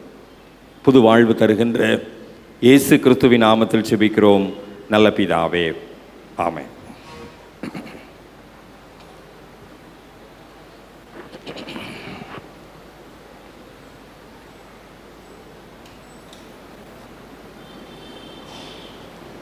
நம்முடைய விசுவாசத்தை நிசைய விசுவாச பிரமாணத்தின் மூலம் அறிக்கை செய்வோம். வானத்தையும் பூமியையும் காணப்படுகிறதும் காணப்படாததுமான எல்லாவற்றையும் படைத்தவராயிருக்கிற சர்வ வல்லமையுள்ள பிதாவாகிய ஒரே தேவனை விசுவாசிக்கிறேன். ஒரே கர்த்தருமாய் தேவனுடைய ஒரே பிராணகுமாரமாய் இருக்கிற இயேசு கிறிஸ்துவை விசுவாசிக்கிறேன். அவர் சர்வ உண்டாக்குமுறை தமது பிதாவினால் ஜெனிப்பிக்கப்பட்டவர், தெய்வத்தில் தெய்வமானவர், ஜோதியில் ஜோதியானவர், மெய் தேவனில் மெய் தேவனானவர், உண்டாக்கப்படாமல் ஜெனிப்பிக்கப்பட்டவர், பிதாவோடு ஒரே தன்மையுடையவர், சகலத்தையும் உண்டாக்கினவர், மனிதராகிய நமக்காகவும் நமக்கு ரட்சிப்பு உண்டாகவும் பரமத்திலிங்கி பரிசுத்த ஆவியினாலே மனிதனானார். நமக்காக பொந்தி பிலாத்தின் காலத்தில் சிலுவையில் அறையுண்டு பாடுபட்டு அடக்கம் பண்ணப்பட்டார். வேத வாக்கியின்படி 3ஆம் நாள் உயிர்த்தெழுந்தார். பரமத்துக்கு ஏறி பிதாவின் வலதுபார்சலில் வீற்றிருக்கிறார். உயிர்களோரையும் மருத்துவரின் நியாயத்திற்கு மகிழ்ச்சியோடு திரும்புவார். அவருடைய ராஜ்யத்திற்கு முடிவில்லை. கர்த்தருமாய் ஜீவனை கொடுக்கிறவருமாய் பிதாவிலும் கொடுக்கிறவருமாய் பிதாவோடு குமாரன் கூட தோத்தரிக்கப்படுகிறவருமாய் தீர்க்கசுமாய் விருத்தமாய் பரிசுத்தாவியை விசுவாசிக்கிறேன். ஒரே பரிசுத்த பொதுவான அப்போஸ்தல திருச்சபை ஒன்று விசுவாசிக்கிறேன். பாவ மன்னிப்பு கேட்டு ஞானஸ்தானத்தை அளிக்கிறேன். மரித்தோர் உயிர்த்தெழுதலும் மறுமைக்கு ஜீவனோடு காத்திருக்கிறேன். ஆமென். சபையார் அமர்வோம். நம்மையும் நம்முடைய காணிக்கைகளையும் ஆண்டோடத்தில் அர்ப்பணிக்கும் வண்ணமாக நாம் அனைவரும் எழுந்து நின்று கிறிஸ்தவ கீர்த்தனைகளிலே 3வது கீர்த்தனை ஆகமங்கள் புகழ் வேதா நமோ நமோ என்று தொடங்கும் கீர்த்தனை பாடுவோம். அப்பொழுது நம்மையும் நம்முடைய காணிக்கைகளையும் ஆண்டோடத்தில் அர்ப்பணிப்போம்.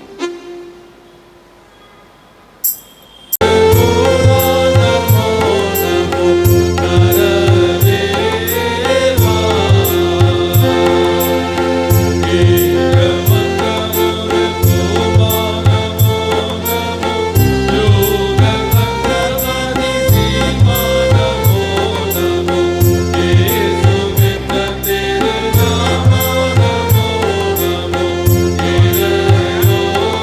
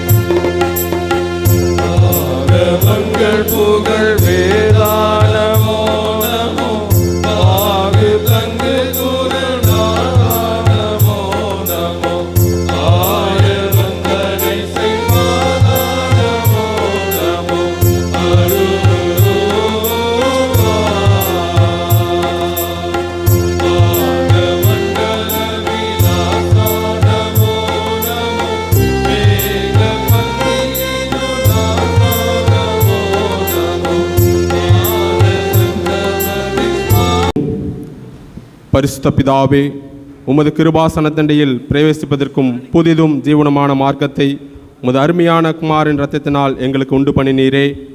நாங்கள் அபாத்திரராயினும் அவர் மூலமாக உம்மண்டை வருகிறோம். எங்களையும் இந்த காணிக்கைகளையும் உம்முடைய நாம மகிமைக்காக அங்கீகரித்து உபயோகிக்கும்படியாக தாழ்மையோடு வேண்டிக் கொள்கிறோம். வானத்திலும் பூமியிலும் உள்ளவைகளெல்லாம் உம்முடையவர்கள். உம்முடைய கரத்திலே வாங்கி உமக்கு கொடுக்கிறோம்.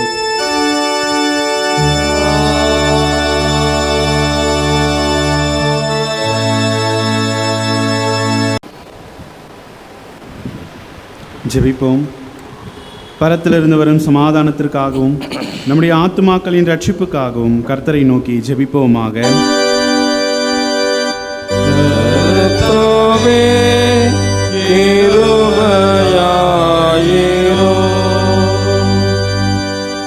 அகில லோக சமாதானத்திற்காகவும் கடவுளுடைய பரிசுத்த சபைகளின் நல்வாழ்வுக்காகவும் அவைகளின் ஒருமைப்பாட்டுக்காகவும் கர்த்தரை நோக்கி ஜெபிப்போமாக.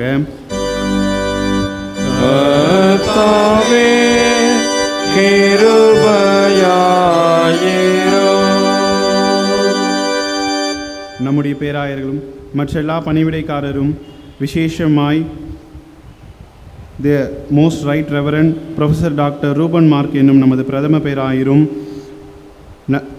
நம்முடைய பேராயரும் professor doctor Jaisingh Prince Prabhakar நல்ல இருதயத்தோடும் சுத்த மனசாட்சியோடும் தங்கள் பணிவிடையை நிறைவேற்ற கர்த்தரை நோக்கி ஜெபிப்போமாக.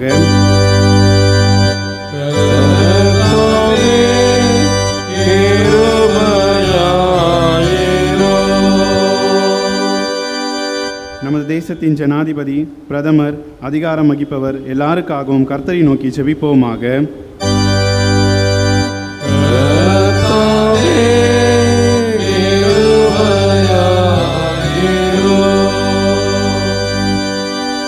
வியாதியஸ்தர், உபத்திரப்படுவோர், துக்கப்படுவோர், மரண தருவாயில் இருப்போர் அனைவருக்காகவும் கர்த்தரை நோக்கி ஜெபிப்போமாக.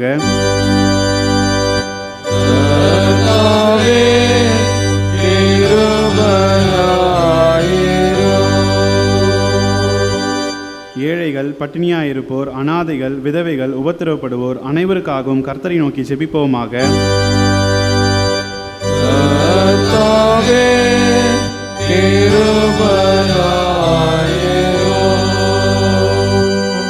அந்தகாரத்தினின்று நம்மை தம்முடைய ஆச்சரியமான ஒளியின் இடத்திற்கு வரவழைத்தருடைய மகத்துவங்களை காண்பிக்கும் பொருட்டாக நமக்காகவும் கிறிஸ்துவின் நாமத்தை அறிக்கை பண்ணும் யாவருக்காகவும் கர்த்தரை நோக்கி ஜெபிப்போமாக.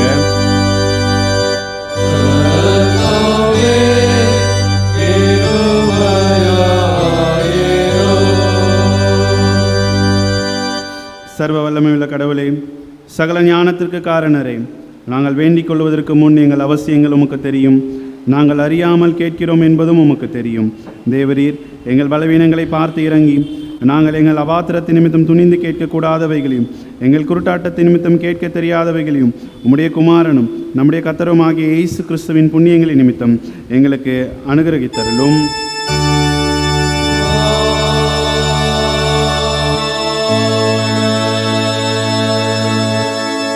நமது கர்த்தராகிய இயேசு கிறிஸ்துவினுடைய கிருபையும் பிதாவாகிய கடவுளுடைய அன்பும் பரிசுத்த ஆவியானுடைய ஐக்கியம் வழிநடத்தலும் ஆசீர்வாதமும் உங்கள் அனைவரோடும் என்றென்றைக்கும் நிலைத்திருப்பதாக.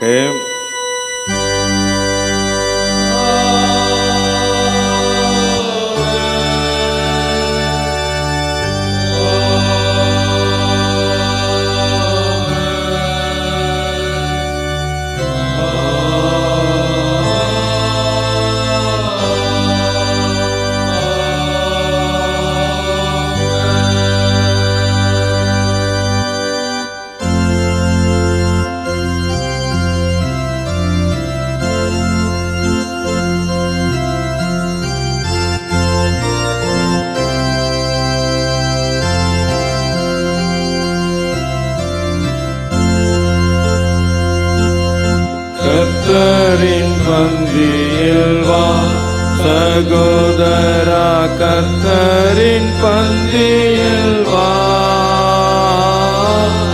கர்த்தரின் பந்தியில் வா. கர்த்தரன் வாய் சொந்த ரத்தத்தை சிந்தின காரணத்தை மன புற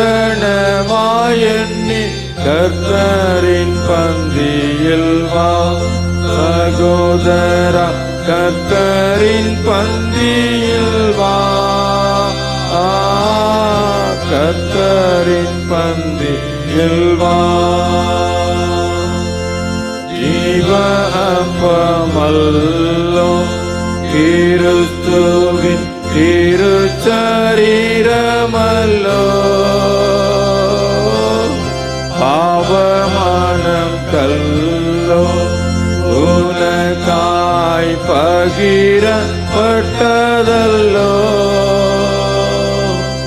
தேவகுமாரனின் ஜீவ அப்பத்தாய் நீ தின்று அவருடன் என்றும் பிழைத்திட கர்த்தரின் பந்தியில் வா. சகோதரா கர்த்தரின் பந்தியில் வா. கர்த்தரின் பந்தியில் வா. அப்பம் பிற்குதல் பகுதிக்காக அனைவரும் எழுந்து நிற்போம். இதோ சகோதர சகோதரிகள் ஒருமித்து வாசம் பண்ணுகிறது. எவ்வளவு நன்மையும் எவ்வளவு இன்பமுமானது. அந்த ஒரே அப்பத்தில் நாம் எல்லாரும் பங்கு பெறுகிறபடியால் அநேகரான நாம் ஒரே அப்பமும் ஒரே சரீரமாய் இருக்கிறோம்.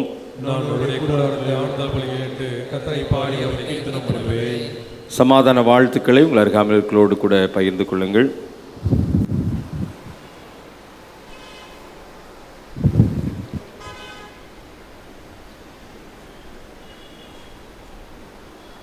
கர்த்தருடைய சமாதானம் உங்கள் அனைவரோடும் நிலைத்திருப்பதாக. ஜெபம் பண்ண கடவோம். முழங்கால் படியிட்டு பிரசன்ன ஜெபத்தை சேர்ந்து சொல்லுவோம். இயேசுவே உத்தம பிரதான ஆசாரியரே, நித்திய கடவுளே, நாங்கள் எக்காலத்திலும் எவ்விடத்திலும் உமக்கு ஸ்தோத்திரம் செலுத்துகிறது.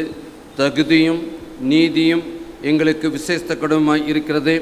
உமது குமாரனும் எங்கள் ஆண்டவருமாகிய இயேசு கிறிஸ்துவின் மூலமாக நீர் வானங்களையும் பூமியையும் அவில் எல்லாவற்றையும் சித்தீர். மனிதனை செயலாக உண்டாக்கினீர். அவர் பாவத்தில் விழுந்தபோது புது சிருஷ்டியின் முதற் பலனாக நீர் அவனை மீட்டுக் கொண்டீர்.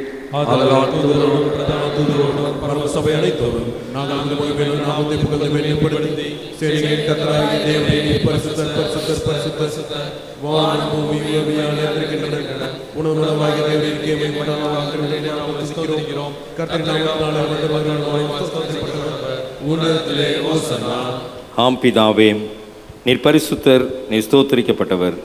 தேவரின் மனிதல் உருக்கமாய் அன்பு கூர்ந்து உமது ஒரே பேரான மைந்தனாகிய இயேசு கிறிஸ்துவின் தன்மையை தரித்துக் கொள்ளவும் சிலுவையில் மரித்து எங்களை மீட்டுக் கொள்ளவும் அவரை தந்தருளினீரே. அவர் சிலுவையில் ஒரே தரம் தம்மை தாமே ஏகபலியாக அர்ப்பணித்து அனைத்துலகத்தின் பாவங்கள் நிவர்த்தி செய்வதற்கு நிறைவும் பூரணமும் போந்ததுமான பலியும் காணிக்கையும் பரிகாரத்தையும் செலுத்தினதும் அல்லாமல் தம் தர்மையான மரணத்தை இன்றைக்கும் நினைப்பூட்டு நியமித்து தாம் திரும்ப வரும் அளவும் நாங்கள் அதை அனுசரித்து வரும்படி தமது பரிசுத்த நற்செய்தியில் கட்டளையிட்டு அருளினாரே. அவர் தாம் காட்டி கொடுக்கப்பட்ட அன்று இரவிலே அப்பத்தை எடுத்து ஸ்தோத்திரம் பண்ணி அதை பிட்டு சீடர்களுக்கு கொடுத்து, நீங்கள் வாங்கி புசியுங்கள், இது உங்களுக்காக கொடுக்கப்படுகிற என்னுடைய சரீரம், என்னை நினைவு கூறும்படி இதை செய்யுங்கள் என்றார். அப்படியே போஜனம் பண்ணின பின்பு ஒரு பாத்திரத்தையும் எடுத்து ஸ்தோத்திரம் பண்ணி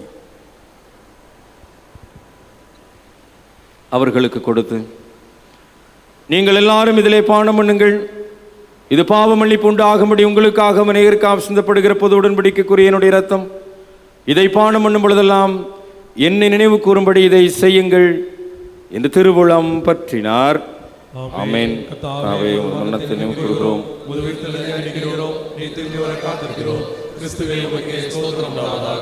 ஆதலால் பிதாவே, உமது குமாரனாகிய எங்கள் ஆண்டவருமையான பாடுகளையும் மரணத்தையும் மகிமையான உயிர்த்தலையும் பரம நினைவு கூர்ந்து உமது அடியார்களாகிய நாங்கள் அவருடைய கட்டளையின்படியே அவர் திரும்ப வரும்பளவும் அவர் நினைவு கூர்ந்து இதை செய்கிறோம்.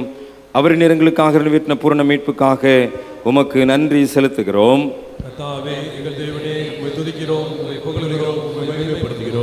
இரக்கமுள்ள பிதாவே, நாங்கள் பிற்கிற அப்பம் கிறிஸ்துவின் சரீரத்தின் ஐக்கியமாயும் நாங்கள் ஆசீர்வதிக்கிற பாத்திரம் கிறிஸ்துவின் ஐக்கியமாயும் இருக்கும்படி எங்களையும் நீரே இந்த அப்பத்தையும் திராட்சை பரிசுத்தாவியால் பரிசுத்தப்படுத்த வேண்டும் என்று மிகுந்த தாழ்மையோடு பிரார்த்திக்கிறோம். நாங்கள் எல்லாரும் எங்கள் ஆண்டவர் கிறிஸ்துவில் கூட்டி இணைக்கப்பட்டவர்களாகி விசுவாசத்தில் ஒருமைப்படவும் தலையாகி அவருக்குள் எல்லாவற்றிலும் வளரவும் கிருபை செய்யும். அவரோடும் பரிசுத்தாவியோடும் ஐக்கியமாயிருக்கிற அனைத்து ஆற்றலும் பொருந்தின தந்தையாகி உமக்கு அவர் வழியாய் சகல கனம் ஆட்சியும் என்றைக்கும் உண்டாவதாக. ஆமென். நம்ம இரட்சகராகி கிறிஸ்து கற்பித்தபடி அவர் நமக்கு அருளப்பட்ட தைரியத்தோடு சேர்ந்து சொல்லுவோம்.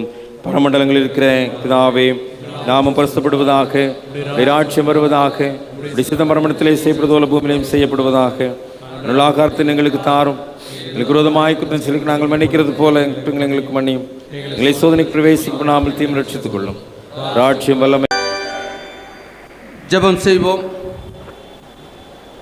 கிருபையும் இரக்கமுள்ள கர்த்தாவே, நீர் எங்களுக்கு கிருபையாக கொடுத்த மனமகிழ்ச்சி நாளுக்காக நன்றியோடு மெத்ததிக்கிற ஸ்தோத்திரிக்கிறோம். இந்த நாளிலும் வந்து உம்முடைய சத்தியத்தை அறியவும், சத்தியம் எங்களை விடுதலையாக்கும் என்ற வார்த்தையின்படி கர்த்தாவே, எங்களை கட்டியிருக்கிற எல்லா சங்கிலியும் கர்த்தாவே அறுக்கப்படத்தக்கதான கிருபை கொடுத்ததற்காக நன்றி ஸ்தோத்திரிக்கிறோம். உம்முடைய திருவந்திலே பங்கு கொள்ளவும் நீர் பாராட்டின கிருபைக்காக நன்றி ஸ்தோத்திரிக்கிறப்பா. கடந்த வெள்ளிக்கிழமை அன்று கர்த்தாவே பைக்காரில் இருக்கிற அன்பு ஐயா ஜெயக்குமார் அவர்கள் உம்முடைய திரு சமூகத்துக்குள்ளாக கர்த்தாவே கடந்து வந்திருக்கின்றார்கள். அவர்களை இழந்து வாடுகின்ற அம்மாவையும் மகளையும் கர்த்தாவே நீர் ஆறுதல் படுத்த வேண்டுமாய் ஜெபிக்கிறப்பா. அவருக்கு வேண்டிய சகலவித ஆறுதலையும் கொடுத்து கர்த்தாவே நீரே குடும்பத்தின் தலைவராக இருந்து அவர்களை பாதுகாத்துக் கொள்ளணுமாய் ஜெபிக்கிறப்பா. இந்த நாளில் உம்மை தேடி வந்த ஒவ்வொருவரையும் கர்த்தாவினுடைய வல்ல கருத்தில் ஏற்படுகின்றோம். ஒவ்வொருவரையும் கர்த்தாவே பேர் பேராக குடும்பம் குடும்பமாய் நீர் ஆசீர்வதிக்கவே வேண்டுமாய் எங்கள் மீட்பர் இயேசுவின் ஜெபிக்கிறோம் ஜீவன நல்ல பிதாவே, ஆமென்.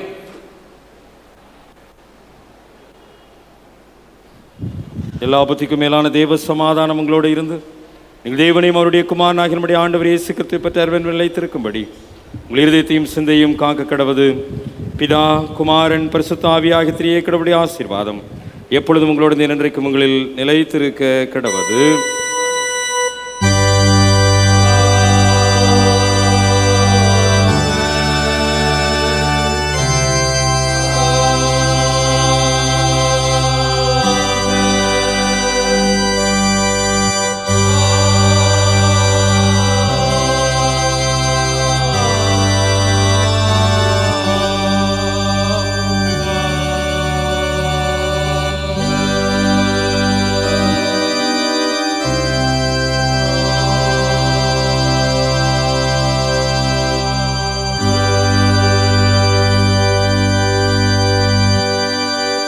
பவனி பாடலாக 212வது பாவாலை பகலோன் கதிர் போலுமே இயேசுவின் ராஜரேகமே 1ஆம் 4ஆம் சரணத்தை பாடி வழிபாட்டை நிறைவு செய்வோம்.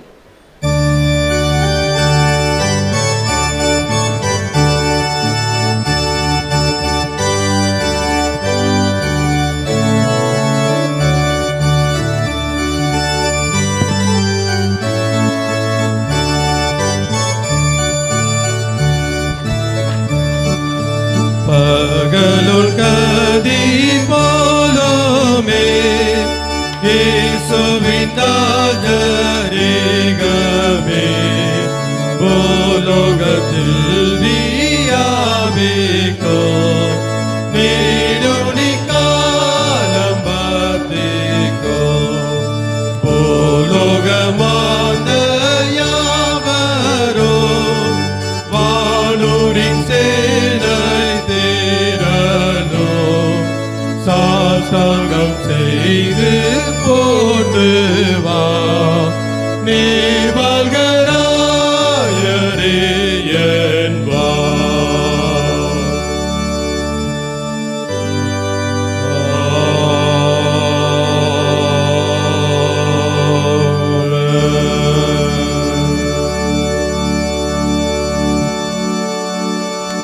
மறுவாழ்வு தருகின்ற எங்கள் அன்பின் ஆண்டவரே, நீர் தருகின்ற மறுவாழ்வோடு புதிய தொடக்கத்தை எங்களுடைய வாழ்வியலாக்க இந்த உலகத்திற்குள்ளாய் புறப்பட்டு செல்கிறோம். எங்களோடு கூட வாரும், எங்களை வழி நடத்தும். இயேசு ஆண்டவரின் வழியாய் அர்ப்பணிப்போடு ஜெபிக்கிறோம் நல்ல பிதாவே, ஆமென். என் ஆத்துமாவே கர்த்தரை ஸ்தோத்திரி, முழு உள்ளமேடி பரிசுநாமத்தை ஸ்தோத்திரி. என் ஆத்துமாவே கர்த்தரை ஸ்தோத்திரி, அவர் செய்த சகல உபகாரங்களையும் மறவாதே. கர்த்தர் உங்களோடு இருப்பாராக, தேவ சமாதானத்தோடு செல்ல கடவோம். கர்த்தருடைய நாமத்தினாலே ஆமென், ஆமென்.